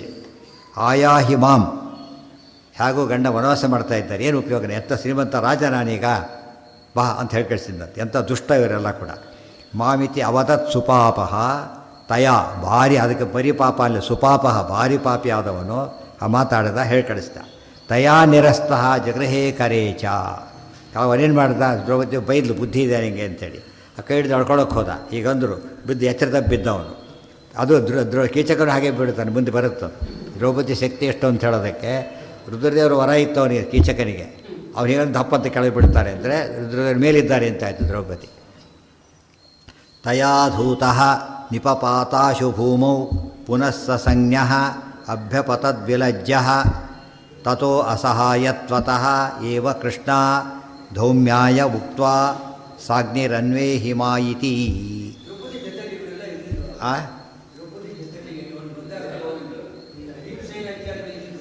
ಬೇಟೆಗೆ ಹೋದ್ರು ಅಂತ ಹೇಳಿ ಹೋಗಿದ್ರು ಅಂತ ಹೇಳಿದ್ರಲ್ಲ, ಬೇಟೆಗೆ ಹೋಗಿದ್ದ ಕಾಲಕ್ಕೆ ಬಂದಿದ್ದವನು. ಅಂದರೆ ಅವನೇನು ಅದೇ ಉದ್ದೇಶ ಅವನಿಗೆ ಇರಲಿಲ್ಲ. ನೋಡ್ದ, ಬುದ್ಧಿ ಕೆಟ್ಟೋಯ್ತು, ಮೊದಲೇ ಕೆಟ್ಟ ಬುದ್ಧಿ, ಅದೊಂದು ರೀತಿ ಎಕ್ಸೈಟ್ ಆದ. ತಕ್ಷಣ ಏನು ಮಾಡ್ದ? ಇಲ್ಲ ಅಂತ ಗೊತ್ತಾಯ್ತು, ಪಾಂಡವರು ವಿಚಾರಿಸಿದ. ಹಾಗಿದ್ದರೆ ಭಾಳ ಒಳ್ಳೆ ಅವಕಾಶ, ಅಪಹರಣ ಮಾಡ್ಬೋದು ಅಂತ ಬಂದ. ತಯಾಧೂತೋ ನಿಪಪಾತಾಶು ಭೂಮೌ, ಪಪಾತ ಅಲ್ಲ ನಿಪಪಾತ, ದಪ್ಪಂತ ಬಿದ್ದಂತೆ ದಪ್ಪಂತ ಬಿದ್ದಂತ ಹೇಳೋದಿಲ್ಲ, ಆ ಥರ ಬಿದ್ದ. ಪುನಃ ಸಸಂಜ್ಞ, ಎಚ್ಚರ ಆಯಿತು. ಅಭ್ಯಪತದ್ವಿಲ್, ಇಷ್ಟಾದರೂ ವಿಲಜ್ಜ, ನಾಚಿಕೆ ಇಲ್ಲ ಅವನಿಗೆ. ಮತ್ತೆ ಕೈ ಹಿಡಿದು ಹೊಳಕ್ಕೆ ಬಂದ. ತತಃ ಅಸಹಾಯತ್ವತಃ ಏವ ಕೃಷ್ಣ ಧೌಮ್ಯಾಯ ಉಕ್ತ್ವಾ ಸಾಗ್ನಿರನ್ವೇಹಿ ಮಾಯಿತಿ. ಆಗ ಅವ್ರು ಹೇಳ್ತಾರೆ, ಪಾಪಿ ಬರ್ತಾ ಇದ್ದಾನೆ, ಧೌಮ್ಯಾಚಾರ ಪುರೋಹಿತರು, ಅವರು ಬ್ರಾಹ್ಮಣರಾದ್ದರಿಂದ ಇದಕ್ಕೆಲ್ಲ ಬರೋದಿಲ್ಲ, ಬನ್ನಿ ನೀವು ಅಗ್ನಿ ಸಮೇತ ಓಡಾಡಬೇಕು, ಅಗ್ನಿ ಬಿಟ್ಟಿರಬಾರ್ದು. ನಿತ್ಯಾಗ್ನಿಹೋತ್ರ ದೊಡ್ಡ ವಿಧಿ. ಈಗ ಅದು ಆಲ್ಮೋಸ್ಟ್ ಹೋಗುವ ಸ್ಥಿತಿ ಬಂದುಬಿಟ್ಟಿದೆ. ಅಗ್ನಿಹೋತ್ರ ಹೆಸರುಗಳೇ ಆ ರೀತಿ ಇರ್ತಿತ್ತು. ಅದೆಲ್ಲ ಬಿಟ್ಟು ಹೋಗ್ಬಿಟ್ಟು ಎಲ್ಲೋ ನಾಮಕಾವಸ್ಥೆ ಕಳ್ಕೊಂಡಿರುತ್ತೆ ಅಷ್ಟೇ ಹೊರತು. ದ್ವಿಜರು 3 ಜನಕ್ಕೂ ರಕ್ಷಣೆ ಆಗಬೇಕು. ಬ್ರಾಹ್ಮಣರು, ಕ್ಷತ್ರಿಯರು, ವೈಶ್ಯ 3 ಜನ ವೇದಾಧಿಕಾರ ಇರೋರು ಅಗ್ನಿ ಸಂರಕ್ಷಣೆ ಮಾಡಬೇಕು. ಅರ್ಥ ಏನು ಅಂದರೆ ನಿತ್ಯ ಅಗ್ನಿಹೋತ್ರ ಆಗಬೇಕು ಅಂತ ಅರ್ಥ. ವೇದಗಳ ಒಂದು ಸಾರ್ಥಕ್ಯ ಏನು? ಅಗ್ನಿಹೋತ್ರ ಫಲ ವೇದಾಹ. ವೇದ ಅದು ಥಿಯರಿ, ಇದು ಪ್ರಾಕ್ಟಿಕಲ್. ಇದು ಪ್ರಾಕ್ಟಿಕಲ್ಲೇ ಪ್ರತಿನಿತ್ಯ ಅಗ್ನಿಯ ಮೂಲಕ ದೇವರ ಆರಾಧನೆ ಮಾಡಬೇಕು. ಅಗ್ನಿ ಆರಾಧನೆ ಅಂತ ಹೆಸರು ಅದಕ್ಕೆ. ನಿಜವಾಗ್ಲೂ ಏನದು? ಪರಶುರಾಮ ದೇವರ ಆರಾಧನೆ ಪ್ರತಿನಿತ್ಯ ಆಗಬೇಕು. ಅಂತ ಹೊತ್ತೆ ಅಗ್ನಿ ಬಿಟ್ಟಿರಬಾರ್ದು. ಅಗ್ನಿ ಬಿಟ್ಬಿಟ್ಟು ಮಹಾಪಾಪ ಬರುತ್ತೆ ಅಂತ ಹೇಳ್ತಾರೆ. ವೈಷ್ಣದೇವನೇ ಇಲ್ಲ, ವೈಷ್ಣದೇವ ಇದ್ದರೂ ಕೂಡ ಸ್ವಲ್ಪ ಮಟ್ಟಿಗೆ ಏನು ಮುಡ್ಕೊಂಡಾಗಾಯ್ತು ಅಲ್ಲಿಗೆ. ಹಿಂದಿನ ಕಾಲಕ್ಕೆ ಮನೆ ಬೀಗ ಹಾಕೋ ಅಭ್ಯಾಸ ಇರಲಿಲ್ಲ. ಮಠ ಬೇಗ ಹಾಕ್ತಾರೆ. ಮನೆಯಲ್ಲಿ ಏನು ಮಾಡ್ತಿದ್ರು? ಮನೆಯಲ್ಲಿ ಒಬ್ರು ಇರಲೇಬೇಕು, ಒಬ್ರು ಯಾರು ಕೂಡ. ಬೀಗ ಹಾಕೋ ಪದ್ಧತಿನೇ ಇಲ್ಲ. ಯಾರು ಇರಬೇಕು, ಅತಿಥಿಗಳು ಪೂಜೆ ಕಂಪಲ್ಸರಿ ಆದ್ದರಿಂದ ಬಂದವರು ಬೀಗ ಹಾಕಿದೆ ಅಂತ ವಾಪಸ್ ಹೋಗಾಗಿಲ್ಲ. ಗೊತ್ತಾಯ್ತಾ? ಯಾವಾಗಲೂ ಮನೇಲಿ ಇರಬೇಕು. ಮನೆಗೆ ಬೇರೆ ಊಟಕ್ಕೆ ಹೋಗಬೇಕು ಅಂತ ತಿಳ್ಕೊಂಡು ಹೋಗಬೇಕಾದ್ರೆ ಮನೇಲಿ ಅಡುಗೆ ಊಟ ಮಾಡಿ ನೈವೇದ್ಯ ಎಲ್ಲ ಮುಗಿಸಿಬಿಟ್ಟು ವೈಷ್ಣವ ಮಾಡಿ ಅತಿಥಿಗಳಿಗೆ ಭೋಜನ ಮಾಡಿಸಿ ತಾನು ಹೋಗಬೇಕೇ ಹೊರತು ನಮ್ಮನೆ ಊಟ ಎಲ್ಲ ಹೋಗ್ಬಿಡಿ ಅಂತ ಕಳಿಸಾಗಿಲ್ಲ. ಇವತ್ತು ಮಠಕ್ಕೆ ಹೋದ್ರೆ ಊಟ ಗ್ಯಾರಂಟಿ ನಮಗಿದೆಯಲ್ಲ, ಹಿಂದೆ ಮನೆಗೆ ಹೋದರೂ ಊಟ ಗ್ಯಾರಂಟಿ ಇತ್ತು. ಯಾರೇ ಬಂದಿದ್ರು ಏನು ಮಾಡ್ತಿದ್ರು? ಅವರಿಗೆ ಅತಿ ಸತ್ಕಾರ ಆಗಲೇಬೇಕು. ಇವತ್ತು ಬೇರೆ ಕಡೆ ಊಟಕ್ಕೆ ಹೋಗಿ ಮನೇಲಿ ಅಡುಗೆನೇ ಮಾಡೋದಿಲ್ಲ ತುಂಬ ಜನ. ಗೊತ್ತಾಗ ಹೇಗೆ ಊಟ ಇಲ್ಲ ಮನೆಯಲ್ಲಿ ಅಂತ ಹೇಳ್ಬಿಟ್ಟು. ಹಾಗಲ್ಲ, ಬೇರೆ ವ್ಯವಸ್ಥೆ. ಇವತ್ತು ಆ ರೀತಿ ಕೆಲವು ಸಿಗ್ತಾರೆ. ರಾತ್ರಿ ಬೇರೆ ಕಡೆ ಊಟಕ್ಕೆ ಹೋಗೋರು ಮನೆಗೆ ಕರೆದು ಎಲ್ಲ ಊಟ ಮಾಡಿಸಿ ಆಮೇಲೆ ಹೋಗ್ತಾರೆ ಹೊರತು, ಅಥವಾ ಊಟಕ್ಕೆ ಕೂಡಿಸಿ ಹೋಗ್ತಾರೆ ಹೊರತು ದಾಸಿ ಮನೇಲಿ ಅಡುಗೆ ಇಲ್ಲ ಅಂತ ಆಗಬಾರ್ದು. ಅತಿಥಿ ಪೂಜೆಗೆ ಅಷ್ಟು ಮಹತ್ವ ಇದೆ. ನಮ್ಮ ಪಾರ್ಟ್ ಆಫ್ ಅವರ್ ಲೈಫ್ ಅದು. ನಮ್ಮ ಡ್ಯೂಟಿ, ಅದೊಂದು ಡ್ಯೂಟಿ ಅದು. ಅದೇ ಬಿಟ್ಟು ಹೋಯಿತು, ಹೋಟ್ಲು ಶುರುವಾಯಿತು. ಆಮೇಲೆ ಆ ರೀತಿ ಇದ್ದಿದ್ರೆ ಯಾರೂ ಹೋಟ್ಲ್ ಕಾನ್ಸೆಪ್ಟೇ ಬರ್ತಿದ್ದಿಲ್ಲ. ಎಲ್ಲರಿಗೂ ಅಚ್ಚಿ ಪೂಜೆ ಕಂಪಲ್ಸರಿ ಆದ್ದರಿಂದ ಯಾವ ಬೇರೆ ಊರಿಗೆ ಹೋದರೆ ಕಾಯ್ತಿದ್ರು ಜನ, ನಮ್ಮನೆ ಬನ್ನಿ ಬಂತೆ ಕರೆಯೋಕ್ಕೋಸ್ಕರ. ಈಗ ಅದು ಹೊರಟೋಗಿದ್ರಿಂದ ಇವೆಲ್ಲ ಶುರುವಾಯಿತು ಬೇರೆ ಕಡೆ ಮಾಡಿ ಬಡಿಸಿ ಹೋಗ್ಬೇಕು. ಅತಿಥಿ ಪೂಜೆ ಮಾಡೇ ಹೋಗಬೇಕು, ಮಾಡಲೇ ಹೋಗ್ಬೇಕು. ವಯಸ್ಸು ಅತಿಥಿಗಳಿಗೆ ಹಾಕಿ ಹೋಗಬೇಕು. ಬರದೇ ಹೋದರೆ ಮನೆ ಏರ್ಪಾಟ್ ಮಾಡಿ ಹೋಗ್ಬೇಕು, ಯಾರು ಬಂದರೆ ಹಾಕಿ ಅಂತೇಳಿ. ಅಟ್ಟವ್ರು ಇಲ್ಲ ಅಂತ ಹೇಳಬಾರ್ದು. ಏನು ನೀರು ಕೊಟ್ಬಿಡ್ತೀರಾ ಅವರಿಗೆ? ಅಲ್ಲ, ಅತಿಥಿ ಪೂಜೆ ಮಾಡಬೇಕು ಅಂದರೆ ಅಡುಗೆನೇ ರೆಡಿ ಇರಬೇಕು ಅಂತ ಅರ್ಥ. ದೇವ್ರ ಮಠಗಳಲ್ಲಿ ಯಾತಕ್ಕೆ ದೊಡ್ಡ ಇಷ್ಟಿಷ್ಟು ಅನ್ನ ಮಾಡ್ತಾರೆ, ಮನೆ 4 ಜನ ಇದ್ದರೂ ಅಷ್ಟೇ ಮಾಡ್ತಾರೆ. ಯಾಕಂದರೆ ಅಷ್ಟು ನೈವೇದ್ಯ ಆಗಲೇಬೇಕು ಮಠದಲ್ಲಿ. ಯಾರೇ ಬಂದರೂ ಯಾತಕ್ಕೆ ಗ್ಯಾರಂಟಿ ಊಟ ಆಗುತ್ತೆ ಅಂದರೆ ಎಕ್ಸ್ಟ್ರಾ ಇರಲೇಬೇಕಲ್ಲಿ. ಅರ್ಥ ಆಯ್ತಾ? ಅಡುಗೆ ಇಡ್ತೀವಿ, ಇಬ್ಬರೇ ಇರ್ತೀವಿ, ಒಬ್ಬ ಕಸಾಗಿಲ್ಲ, ಸದ್ಯ ಬಂದಿರಲ್ಲ, ಒಳ್ಳೇದಾಯಿತು ಅನ್ನೋ ರೀತಿ ಇರಬೇಕು ವ್ಯವಸ್ಥೆ. ಅದಕ್ಕೆ ಸಮೃದ್ಧಿ, ಎಲ್ಲ ಕಡೆ ಸಮೃದ್ಧಿ ಇರ್ತಿತ್ತು. ಯಾವಾಗ ನೀವು ಕೊಡೋದು ನಿಲ್ಲಿಸಿದ್ರೂ ಅದು ಬರೋದು ನಿಂತೋಯ್ತು. ಬಾವಿಯಲ್ಲಿ ನೀರು ಸೇದು ಬಿಟ್ಬಿಟ್ರೆ ಏನಾಗುತ್ತೆ? ಅದು ನೀರು ಉಪಯೋಗಿಸ್ತೇ ಹೋದರೆ ಕೆಟ್ಟೋಗುತ್ತೆ, ಹುಳ ಬೀಳುತ್ತೆ, ಇಲ್ಲ ಬರ್ತಾವೆ ಡ್ರೈ ಅಪ್ ಆಗಿಬಿಡುತ್ತೆ. ಹಾಗೆ ಅದು ತೆಗೆದಷ್ಟು ಕೂಡ ಸರಿ ಏನು ಮಾಡುತ್ತೆ, ಅದು ಬರುತ್ತೆ. ತೆಗೆದಾಗೆಲ್ಲ ಸರಿ ತೆಗೆದರೆ ಜಾಗ ಆಗುತ್ತೆ, ಮತ್ತೆ ಬರುತ್ತೆ. ಹಾಗೆ ನಿಂತ್ಕೊಂಡು ಡೈವರ್ಟ್ ಆಗಿಬಿಡುತ್ತೆ. ಸ್ವಲ್ಪ ದಿವಸಕ್ಕೆ ಏನಾಗುತ್ತೆ, ಬೇರೆ ಕಡೆ ತಿರುಗಿ ಹೋಗಿಬಿಡುತ್ತೆ. ತುಂಬ ದಿವಸ ಬರೋದಿಲ್ಲ. 4 ದಿವಸ ಹಸು ಮನೆ ಬರುತ್ತೆ, ಕೊಡ್ದವ್ರು 3 ದಿವಸ ಬರೋಲ್ಲ ಅದು. ಅರ್ಥ ಆಯ್ತಾ? 2 ದಿವಸ ಬರೋದಿಲ್ಲ ಅಂತೇಳಿ ಈ ಕಡೆ ತಿರುಗೇ ನೋಡೋದಿಲ್ಲ. ಹಾಂ ಹಾಂ ಹಾಂ ಏನ ಎಲ್ಲಿ ಅಲ್ಲ ಹೇಳಿದ್ದು ಒಟ್ಟಿನ ಮೇಲೆ ಆ ಥರ ಇರಬೇಕಂತ ಕರ್ತವ್ಯ. ಅದು ಪ್ರತಿಯೊಬ್ಬರು ಕೂಡ ಹಾಗೆ ಮಾಡಬೇಕಾಗಿತ್ತು. ಸಾಮಾನ್ಯವಾಗಿ ಸುಮ್ಮನೆ ಜನ ಹೋಗ್ತಿರಲಿಲ್ಲ ಕೂಡ, ಅನಿವಾರ್ಯ ಹೋಗ್ತಿದ್ರು. ಹೇಗೋ ಊಟಕ್ಕೆ ಹಾಕ್ತಾರೆ ಅಂತ ಹೋಗ್ತಿರಲಿಲ್ಲ. ಇವ್ರಿಗೆ ಒಂದು ವ್ರತ, ಇವರಿಗೆ ಏನಂತ, ಇನ್ನೊಂದು ಊಟ ಮಾಡಬೇಡಿ ಅಂತ ಇವ್ರಿಗೆ ವ್ರತ, ಅವರಿಗೆ ಬಂದರೆ ಬಿಡಬೇಡಿ ಅಂತ ಅವ್ರಿಗೆ ವ್ರತ. ಇಬ್ಬರಿಗೂ ಕಂಡೀಷನ್ ಹಾಕಿದ್ರು. ಸೊ ಮಿಸ್ಯೂಸ್ ಆಗೋಗಿಲ್ಲ ಅದು. ಊಟ ಮಾಡಬೇಡಿ ಅಂತ ಹೇಳಿದ್ರಿಂದ ವಿನಾಕಾರಣ ಯಾರೂ ಹೋಗ್ತಿರಲಿಲ್ಲ. ಯಾವಾಗ ಹೋಗ್ತಿದ್ರು, ಅನಿವಾರ್ಯವಾಗಿ ಹೋಗ್ತಿದ್ರು. ಸೊ ನ್ಯಾಚುರಲ್ ನೆಸಿಟಿ ಇರ್ತಿತ್ತು ಅವರಿಗೆ. ಸುಮ್ಮನೆ ಹೋದರೆ ಏನಂತೆ ಮೀನಿಂಗ್ ಇರೋದಿಲ್ಲ. ಅದಕ್ಕೆ ಅಗತ್ಯ ಬರಬೇಕು ಅವರಿಗೆ. ಅಗತ್ಯ ಇದ್ದವರಷ್ಟೇ ಬರೋದ್ರಿಂದ ಅವ್ರಿಗೆ ಹಾಕಿದ್ರೆ ಜಾಸ್ತಿ ಪುಣ್ಯ ಬರೋದು ಕೂಡ. ಅದೇ ಅಭ್ಯಾಸ ಮಾಡಿಕೊಂಡ್ರೆ ಅಲ್ಲ.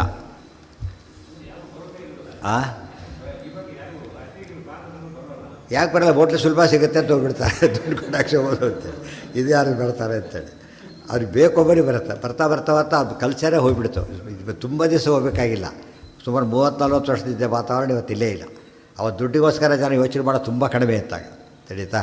ಬೇರೆ ದೃಷ್ಟಿಯಿಂದ ಸಂತೋಷವಾಗಿರ್ತಿತ್ತು. ಎಲ್ಲರೂ ಎನ್ಕೇಶ್ ಮಾಡಿ, ತಂದೆ ತಾಯಿಯಿಂದ ಎನ್ಕೇಶ್ ಆಗಬೇಕು. ಆ ಥರ ನೀವು ಪೆನ್ಷನ್ ದುಡ್ಡು ಕೊಟ್ಟರೆ ಊಟ ಅವರಿಗೆ, ಏನಾದ್ರು ಪೆನ್ಷನ್ ದುಡ್ಡು ಕೊಡೋ ಇಲ್ಲ, ಆ ಸ್ಥಿತಿ ಬಂದೋಗಿದೆ.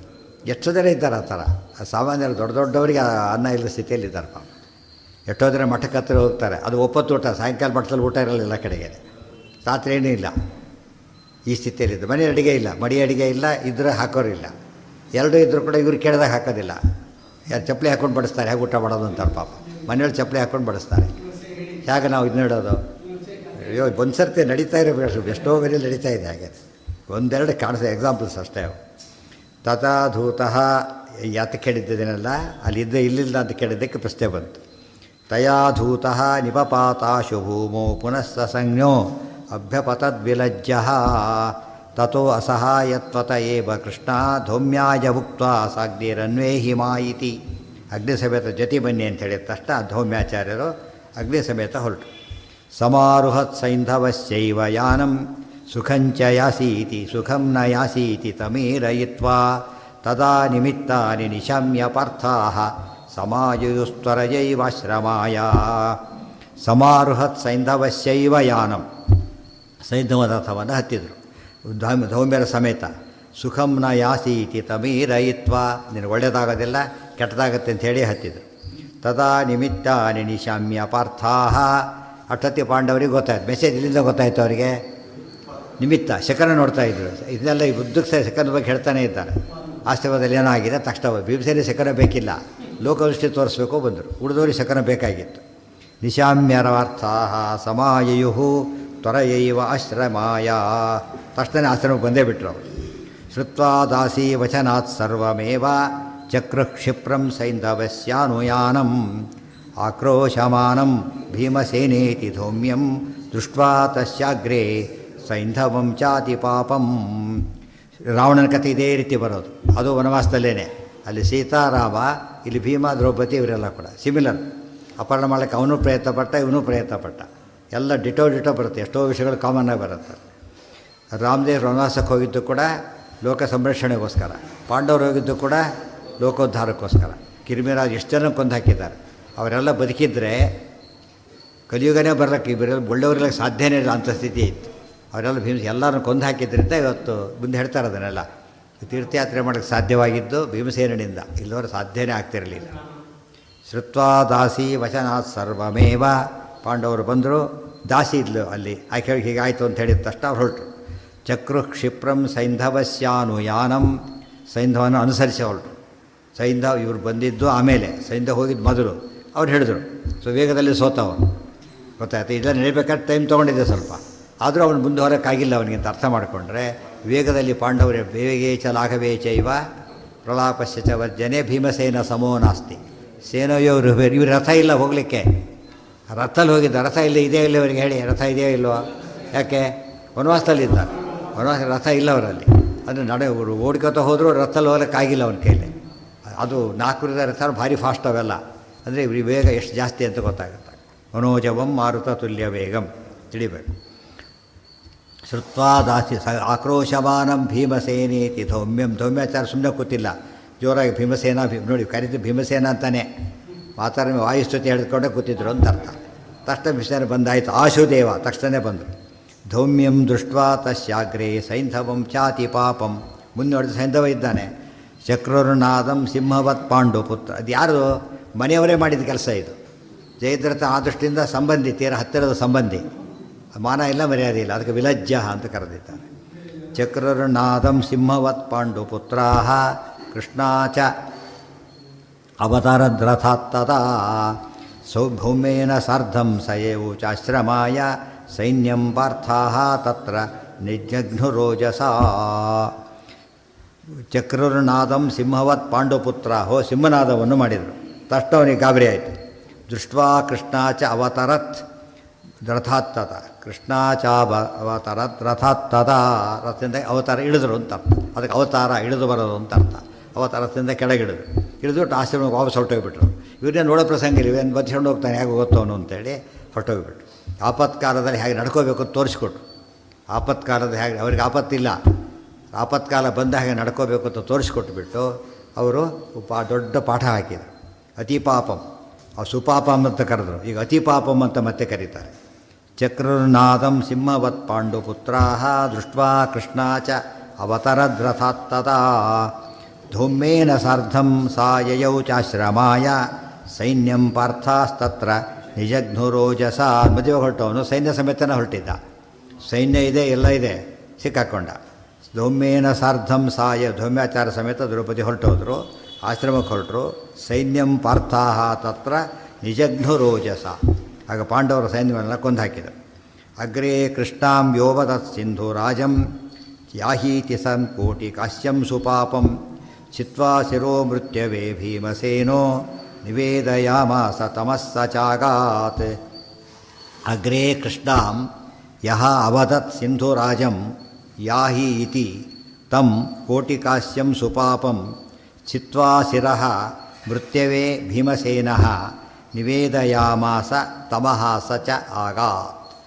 ಅಗ್ರೆ ಮೊದಲಿಗೆ ಕೃಷ್ಣಾಂ ಯೋ ಅವದತ್ ಸಿಂಧುರಾಜಂ ಯಾಹೀತಿ. ಜಯದ್ರಥ ಕೃಪಾಂತ ಕರೆದಿದ್ದಲ್ಲ ಕೋಟಿಕಾಸ್ಯ, ಅವನ ಕತೆ ಮುಗಿಸಿದರು. ತಮ್ಮ ಕೋಟಿಕಾಸ್ಯಂ ಸುಪಾಪಂ ಚಿತ್ವಾ ಶಿರಃ ಮೃತ್ಯವೇ ಅಂತ ತಲೆ ಕತ್ತರಿಸಿ ಹಾಕಿದರು ಭೀಮಸೇನ.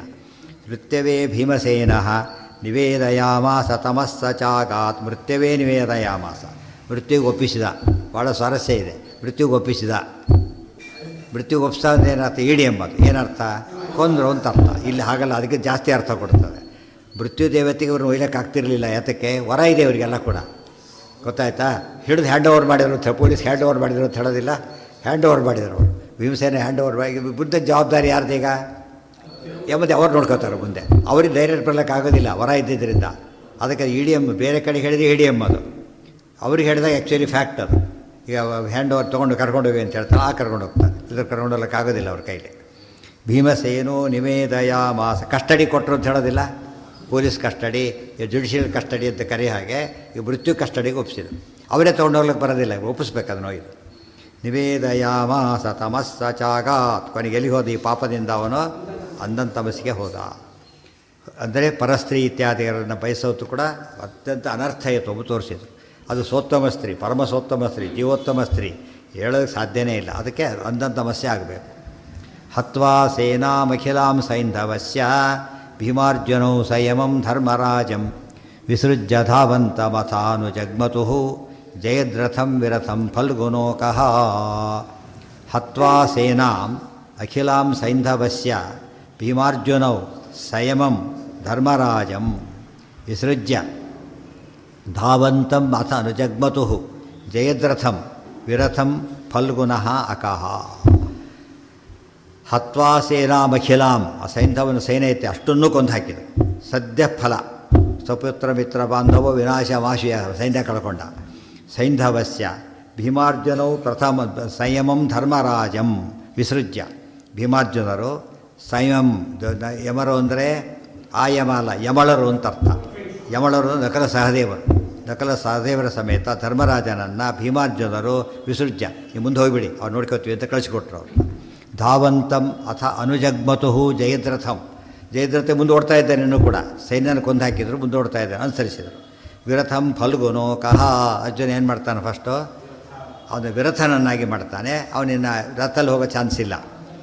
ಪದ್ಭ್ಯಾಂ ಧಾವಂತಂ ಭೀಮಸೇನೋ ನಿಗೃಹ್ಯ ದತ್ವಾ ಪ್ರಹಾರಂಚ ಭೃಶಂ ತಮಾರ್ತಂ ಆದ್ರಾಯಾಧಾತ್ ದ್ರೌಪದೀ ಪಾದಯೋಶ್ಚ ತಮ್ಮೋಚಯಾಮಾಸ ಚ ಧರ್ಮಸೂನು. ಪದ್ಭ್ಯಾಂ ಧಾವಂತಂ ಭೀಮಸೇನ ನಿಗೃಹ್ಯ, ಅವನು ಕಾಲಿಗೆ ಓಡ್ತಾ ಇದ್ದ. ಭೀಮಸೇನ ಹಿಡಿದು ದತ್ವಾ ಪ್ರಹಾರಂಚ ಒಂದೇಟು ಒದ್ದು ಭೃಶಂ ತಮಾರ್ತಂ ಅಯೋತ್ ಒದರಿದ. ಆದಾಯಾಧಾತ್ ಹಿಡ್ಕೊಂಡು ಬಂದು ದ್ರೌಪದಿ ಪಾದಯೋಶ್ಚ, ದ್ರೌಪದಿ ಎರಡು ಕಾಲಗಳ ಮೇಲೆ ಬಿಸಾಕಿದ. ತಮ್ಮ ಮೋಚಯಾಮಾಸ ಚ ಧರ್ಮರಾಜ ಒಂದು ಬಿಡಿಸಿದ. ಇಷ್ಟು ನಡೀತಿದ್ದು ಒಂದೇ ಮಾತು. ಇಷ್ಟೆಲ್ಲ ಮಾಡಿದರು, ಆಯಿತು.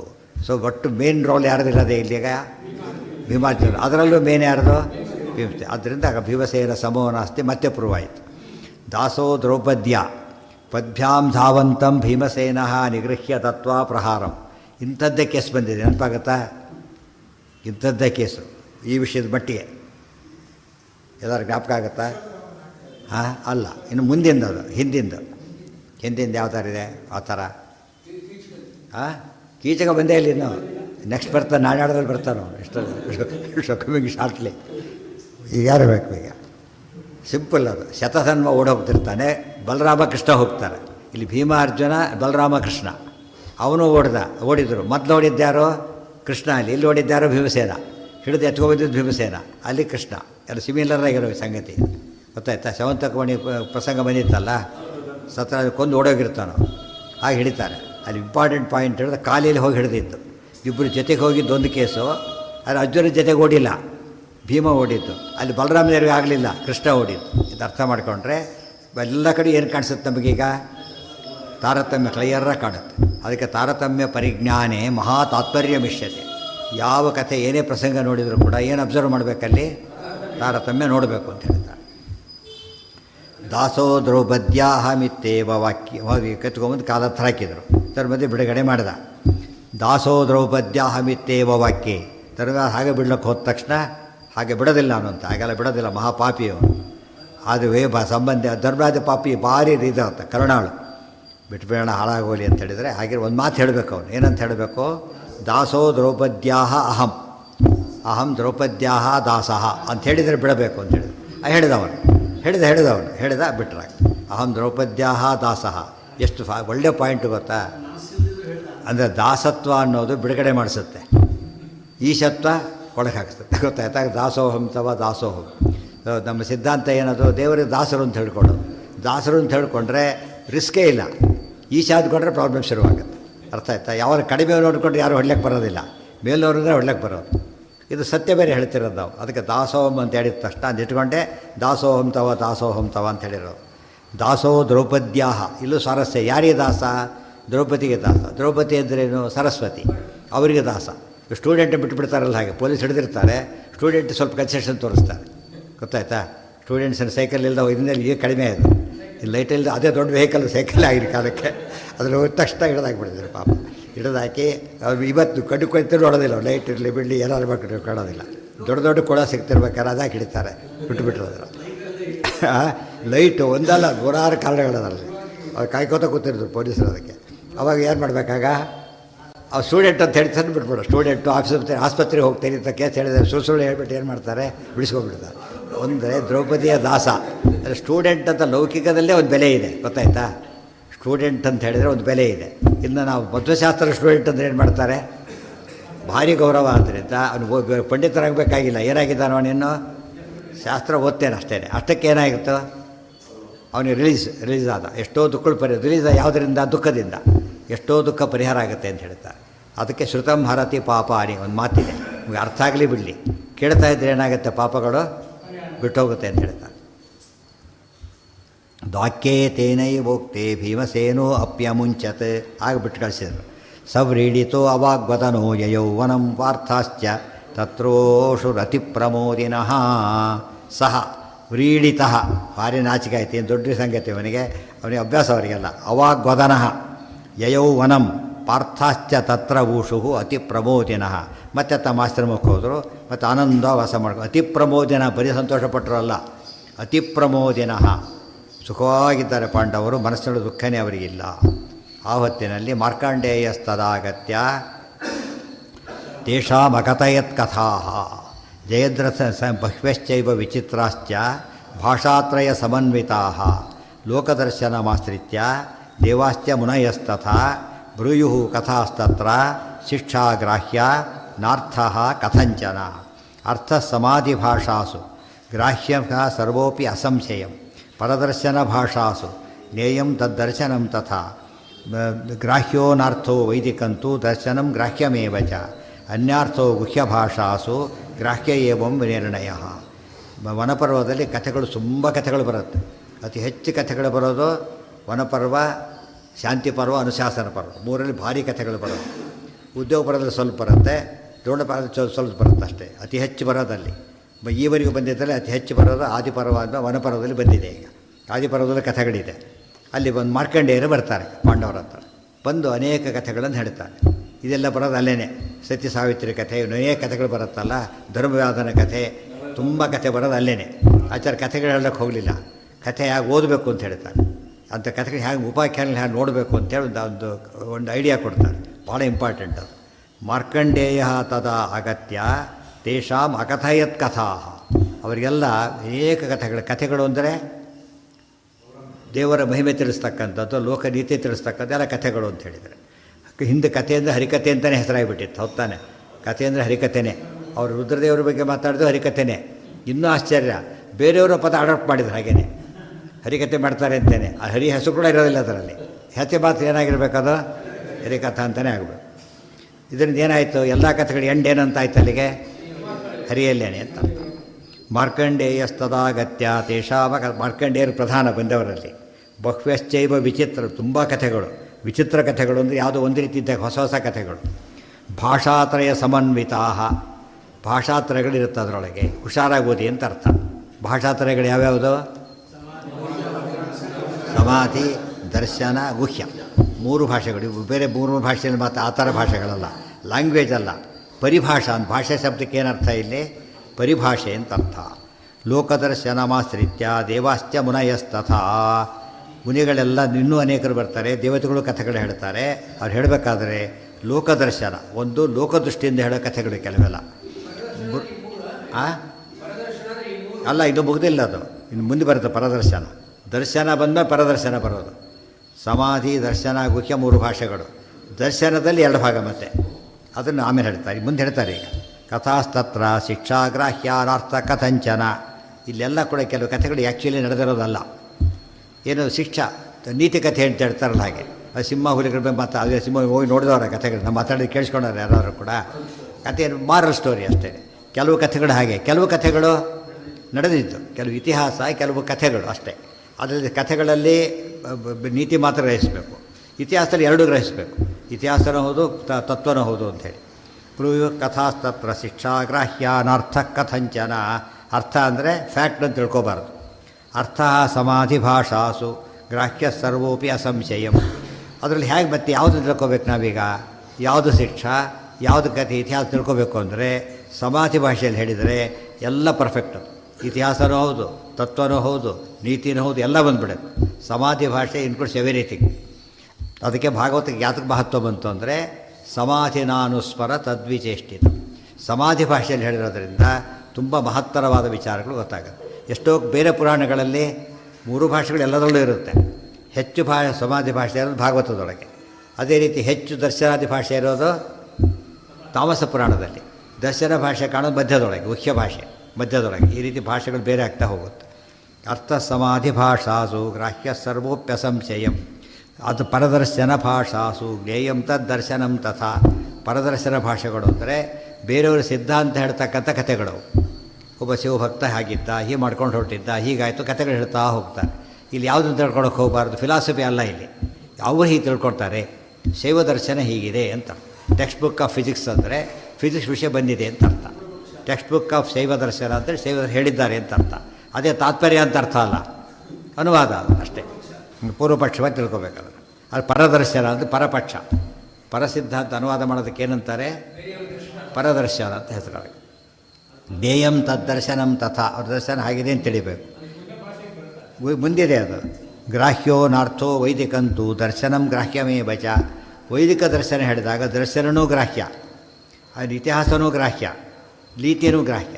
ಅದರಲ್ಲಿ ಹಾಗಲ್ಲ. ಪರದರ್ಶನ ಹೀಗಿದೆ ಅಂತ ತಿಳ್ಕೊಬೇಕೆ ಹೊರತು ಅದು ಸಿದ್ಧಾಂತ ಅಂತ ತಿಳ್ಕೊಬಾರ್ದು. ಗ್ರಾಹ್ಯೋ ನಾರ್ಥೋ ವೈದಿಕಂತೂ ದರ್ಶನಂ ಗ್ರಾಹ್ಯವೇ ಬಚ. ಅನ್ಯಾರ್ಥೋ ಗುಹ್ಯ ಭಾಷಾಸು ಗ್ರಾಹ್ಯ ಏವಂ ನಿರ್ಣಯ. ಗುಹ್ಯ ಭಾಷೆಯಲ್ಲಿ ಸ್ವದರ್ಶನ ಪರದರ್ಶನ ಯಾವುದಲ್ಲ. ಒಳಗೆ ಮುಂಡಿಗೆ ಅಂತವೆಲ್ಲ ಹಾಗೆ. ಹೊರಗಿರೋ ಅರ್ಥನೇ ಒಂದು, ಒಳಗಿರೋ ಅರ್ಥನೇ ಒಂದು. ಆ್ಯಕ್ಚುಲಿ ಬೇರೆ ಬೇರೆ ಅರ್ಥ ಇರುತ್ತೆ ಅದರೊಳಗೆ. ಅದಕ್ಕೇನಂತ ಕರೀತಾರೆ ಅದನ್ನು? ಗುಹ್ಯ ಭಾಷಾ. ಸೊ 3 ಭಾಷೆಗಳು: ಸಮಾಧಿ ಭಾಷಾ, ದರ್ಶನ ಭಾಷಾ, ಗುಹ್ಯ ಭಾಷಾ. ಏನೋ ಅವು ಬೇರೆ. ಚಾತುಶ್ಲೋಕದಲ್ಲೂ ಕೂಡ ವೆರೈಟಿ ಇದೆ. ಮಂಡಿಗೆ ಎಂಬುದು ಕರೆಕ್ಟ್. ಅದು ಗುಹ್ಯ ಭಾಷೆ. ಒಳಗಿರೋ ಅರ್ಥ ಸಂಬಂಧ ಇಲ್ಲ. ಒಂದು ಎಕ್ಸಾಂಪಲ್ ಕೊಡ್ತಾರೆ. ಏನಂತ? ಶವದ ವಸ್ತ್ರ ಭಾರಿ ಶ್ರೇಷ್ಠ. ಶವಕರ್ಪಟಂ ಉಚ್ಚಿಷ್ಟಂ ಶಿವನಿರ್ಮಾಲ್ಯಂ. ಆಮೇಲೆ ಇದು ಬಂದೆ ವಮನಂ ಮತ್ತು ಉಚ್ಚಿಷ್ಟ, ಇವೆಲ್ಲ ಕೂಡ ಭಾರಿ ಶ್ರೇಷ್ಠ ಅಂದ್ಬಿಡ್ತಾರೆ. ನಮ್ಮ ಜನ ಖುಷಿಯಾಗ್ಬಿಡುತ್ತೆ. ಎಲ್ಲೆಲ್ಲೋ ತೆತ್ತೀವಿ, ಭಾರಿ ಸುಖವಾಗಿದ್ದೇವೆ ನಾವು ಹೇಳ್ಬಿಟ್ಟು ಶಾಸ್ತ್ರದಲ್ಲಿ ಅಂತ. ಹಾಗಲ್ಲ. ಉಚ್ಚಿಷ್ಟ ಅದು ಯಾವುದೋ ಉಚ್ಚಿಷ್ಟ ಅಲ್ಲ, ಜೇನು ಅಂತ ಅರ್ಥ.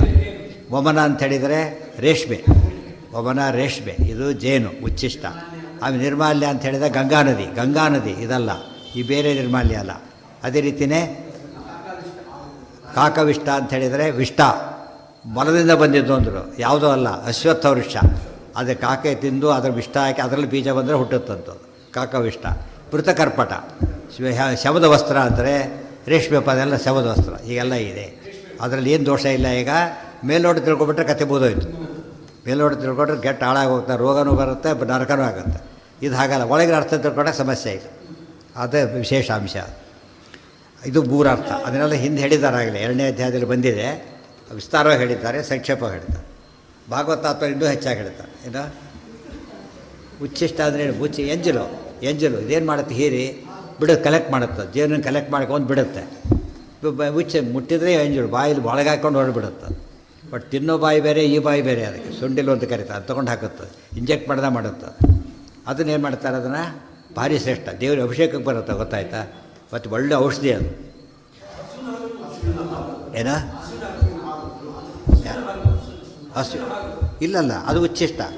ಯಾಕೆ? ಕರು ಕುಡಿದ್ಮೇಲೆ ಬರುತ್ತೆ. ಇದು ಉಚ್ಚಿಷ್ಟ, ಅದು ಉಚ್ಚಿಷ್ಟನೇ. 2 ಉಚ್ಚಿಷ್ಟಗಳಲ್ಲಿ ವ್ಯಸೆ. ಒಂದು ವಾಂತಿ ಉಚ್ಚಿಷ್ಟ, ಬರೀ ಉಚ್ಚಿಷ್ಟ. ಹಸುವಿನಲ್ಲಿ ಏನದು ವಾಂತಿ ಮಾಡಿದ್ದಲ್ಲ, ಇದು ವಾಂತಿ ಮಾಡಿದ್ದು. ಯಾವುದು?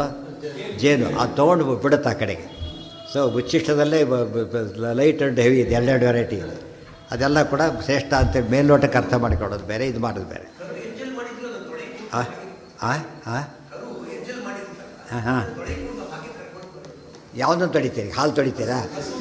ಅದಕ್ಕೆ ಹಾಲು ಹಾಕೋರು ಏನು ಮಾಡ್ತಾರೆ? ನೀರು ಹಾಕೋರು ಹಾಲಿಗೆ ನಾವು ನೀರು ಹಾಕಿಲ್ಲ, ಹಾಲು ತೊಳ್ಕೊಂಬಂದಿದ್ದೀವಿ ಅಂತ ಹೇಳ್ತಾರೆ. ಗೊತ್ತಾಯ್ತಾ?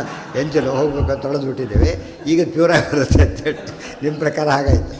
ಬರೀ ಹಾಲು ತಂದರೆ ಎಂಜಲಾಗುತ್ತೆ. ಸ್ವಲ್ಪ ಚೆನ್ನಾಗಿ ತೊಳೆದು ಬಿಟ್ಟಿದ್ದೀವಲ್ಲ, ಅದಕ್ಕೆ ಹಾಕಿ ಕಾಣಿಸುತ್ತೆ ಅಷ್ಟೆ. ಪೂರ್ತಿ ತೊಳೆದಿಲ್ಲ, ಬಣ್ಣ ಹೋಗಿಬಿಟ್ರೆ ಕಷ್ಟ ಅಂತ ಸ್ವಲ್ಪ ತೊಳೆದ ಆ ಥರ ಅಲ್ಲ, ತೊಳೆದಿದ್ದಲ್ಲ. ಹೌದು, ಅದಕ್ಕೇ ರೇಷ್ಮೆ ಇದು ಹೇಳ್ತಾರೆ. ತುಂಬ ಜನ ರೇಷ್ಮೆ ವಸ್ತ್ರ ಉಪಯೋಗಿಸಲ್ಲ. ಯಾತಕ್ಕೆ? ಅಲ್ಲ, ಹಿಂಸೆಯಾಗಿದೆ. ಫಸ್ಟ್ ಆಫ್ ಆಲ್ ಎಷ್ಟೋ ಪ್ರಾಣಿಗಳು ಒಂದು ರೇಷ್ಮೆ ಬಟ್ಟೆ ಬಡಿಯೋ ಸೀರೆ ತೊಗೋಬೇಕಾದ್ರೆ ಎಷ್ಟು ಹುಳ ಸಾಯ್ಬೇಕು ಗೊತ್ತಾ? ಅದಕ್ಕೆ ಒಂದೊಳಗೆ ಕಲ್ಲ ಅದು. ಲಕ್ಷಾಂತರ ಹುಳ ಸತ್ರ ಒಂದು ತಯಾರಾಗುತ್ತೆ. ಅದು ಹಿಂಸೆ ಅದು. ಅದಕ್ಕೆ ಅದನ್ನು ಸಾಮಾನ್ಯ ಅಷ್ಟು ಶ್ರೇಷ್ಠ ಅಂತ ಕರೆಯೋದಿಲ್ಲ ಅದು. ಬಟ್ ಯಾವುದೋ ಅನಿವಾರ್ಯ ಅದಕ್ಕೆ ಒಲ್ಕಲ ಇದು ಬರೋದು ನಾರ್ಮಡಿ ಅದು ಭಾರಿ ಶ್ರೇಷ್ಠ. ಯಾಕೆ ಅದು ಇದು ವೃಕ್ಷದಿಂದ ಬಂದಿರೋದ ಹೊರತು ಇದರದ್ದಲ್ಲ ಅದು. ಅದಕ್ಕೆ ದಾವಡಿ ಇದರದ್ದು ಅದು ಕುರಿಯಿಂದ ಬರೋದು. ಯಾಕೆ ಕುರಿ ಕೊಂದು ಮಾಡೋದಲ್ಲ, ಅದನ್ನು ಕಟ್ ಮಾಡ್ತಾರಷ್ಟೇ. ಈ ಕೂದಲು ಮಾತ್ರ ತೆಗೆದಾಗ ನೋವು ಆಗಲ್ಲ, ಅದಕ್ಕೆ ನೋವು ಆಗಲ್ಲ, ಇದು ಆಗಲ್ಲ. ಅದು ಭಾರಿ ಶ್ರೇಷ್ಠ. ಆಚಾರ್ಯರು ಶಾಲೆ ಓದ್ಕೊಂಡಿದ್ರು ಅಂತ ಹೇಳ್ತಾರೆ, ಗೊತ್ತು ಇದು ಆವಿ ಕಮ್ ಅಂತ ಹೇಳ್ತಾರೆ. ಶಾಲೆ ಓದ್ಕೊಂಡಿದ್ರು ಅಂತ ಹೇಳ್ತಾರೆ. ದೋಷ ಅಲ್ಲ. ಯಾತಕ್ಕೆ? ಪ್ರಾಣಿ ಹಿಂಸೆ ಆಗಿಲ್ಲ ಅಲ್ಲಿ, ಗೊತ್ತಾಯ್ತಾ? ಹಿಂಸೆ ಆಗಿಲ್ಲ. ಅದು ಸಿಕ್ಕಾಪಟ್ಟೆ ಬೆಲೆ ಕೊಟ್ಟು ತಗೋತಾರೆ ಇದನ್ನು. ಕುರಿಗಳಿಂದ ಬಂದಾಗ ಕೊಂದ ಮೇಲೆ ತಿನ್ನೋದು ಬೇಕಾದ ಪ್ರಸಂಗ. ಬದುಕಿರ್ಬೇಕಾದ್ರೆ ಕೂದಲಿನ ದುಡ್ಡು ಬರುತ್ತೆ ಅವ್ರಿಗೆ, ಬೇಕಾಷ್ಟು ಮಾಡ್ತಾರೆ. ತಿರುಪತಿಯಲ್ಲಿ ಕೂದಲು ಮಾಡ್ತಾರಲ್ಲ, ಅದು ದೊಡ್ಡ ಬಿಸ್ನೆಸ್ ಅದು. ಬೆಲ್ಲ ತಲೆ ಕೂದಲು ಕೊಟ್ಟಿರ್ತಾರಲ್ಲ, ಟನ್ನುಗಟ್ಟಲೆ ಬಿದ್ದಿರುತ್ತೆ ಅದು. ಬೇರೆ ದೇಶಕ್ಕೆ ಬೇಕಾಬಟ್ಟಿ ಮಾಡ್ತಾರಂತೆ, ಬೇಕಾಟ ಎಷ್ಟೋ ಕೋಟಿ ಬರುತ್ತೆ ದುಡ್ಡು ಅದರಲ್ಲಿ. ವರ್ಷಕ್ಕೆ ಎಷ್ಟು ಕೋಟಿ ಬರುತ್ತೆ. ಔಷಧಿ ಅಲ್ಲ, ಟೋಪಟ್ ಮಾಡ್ತಾರೆ, ವಿಗ್ಗಳು ಮಾಡ್ತಾರೆ, ವಿಗ್ಗಳು ಮಾಡ್ತಾರೆ.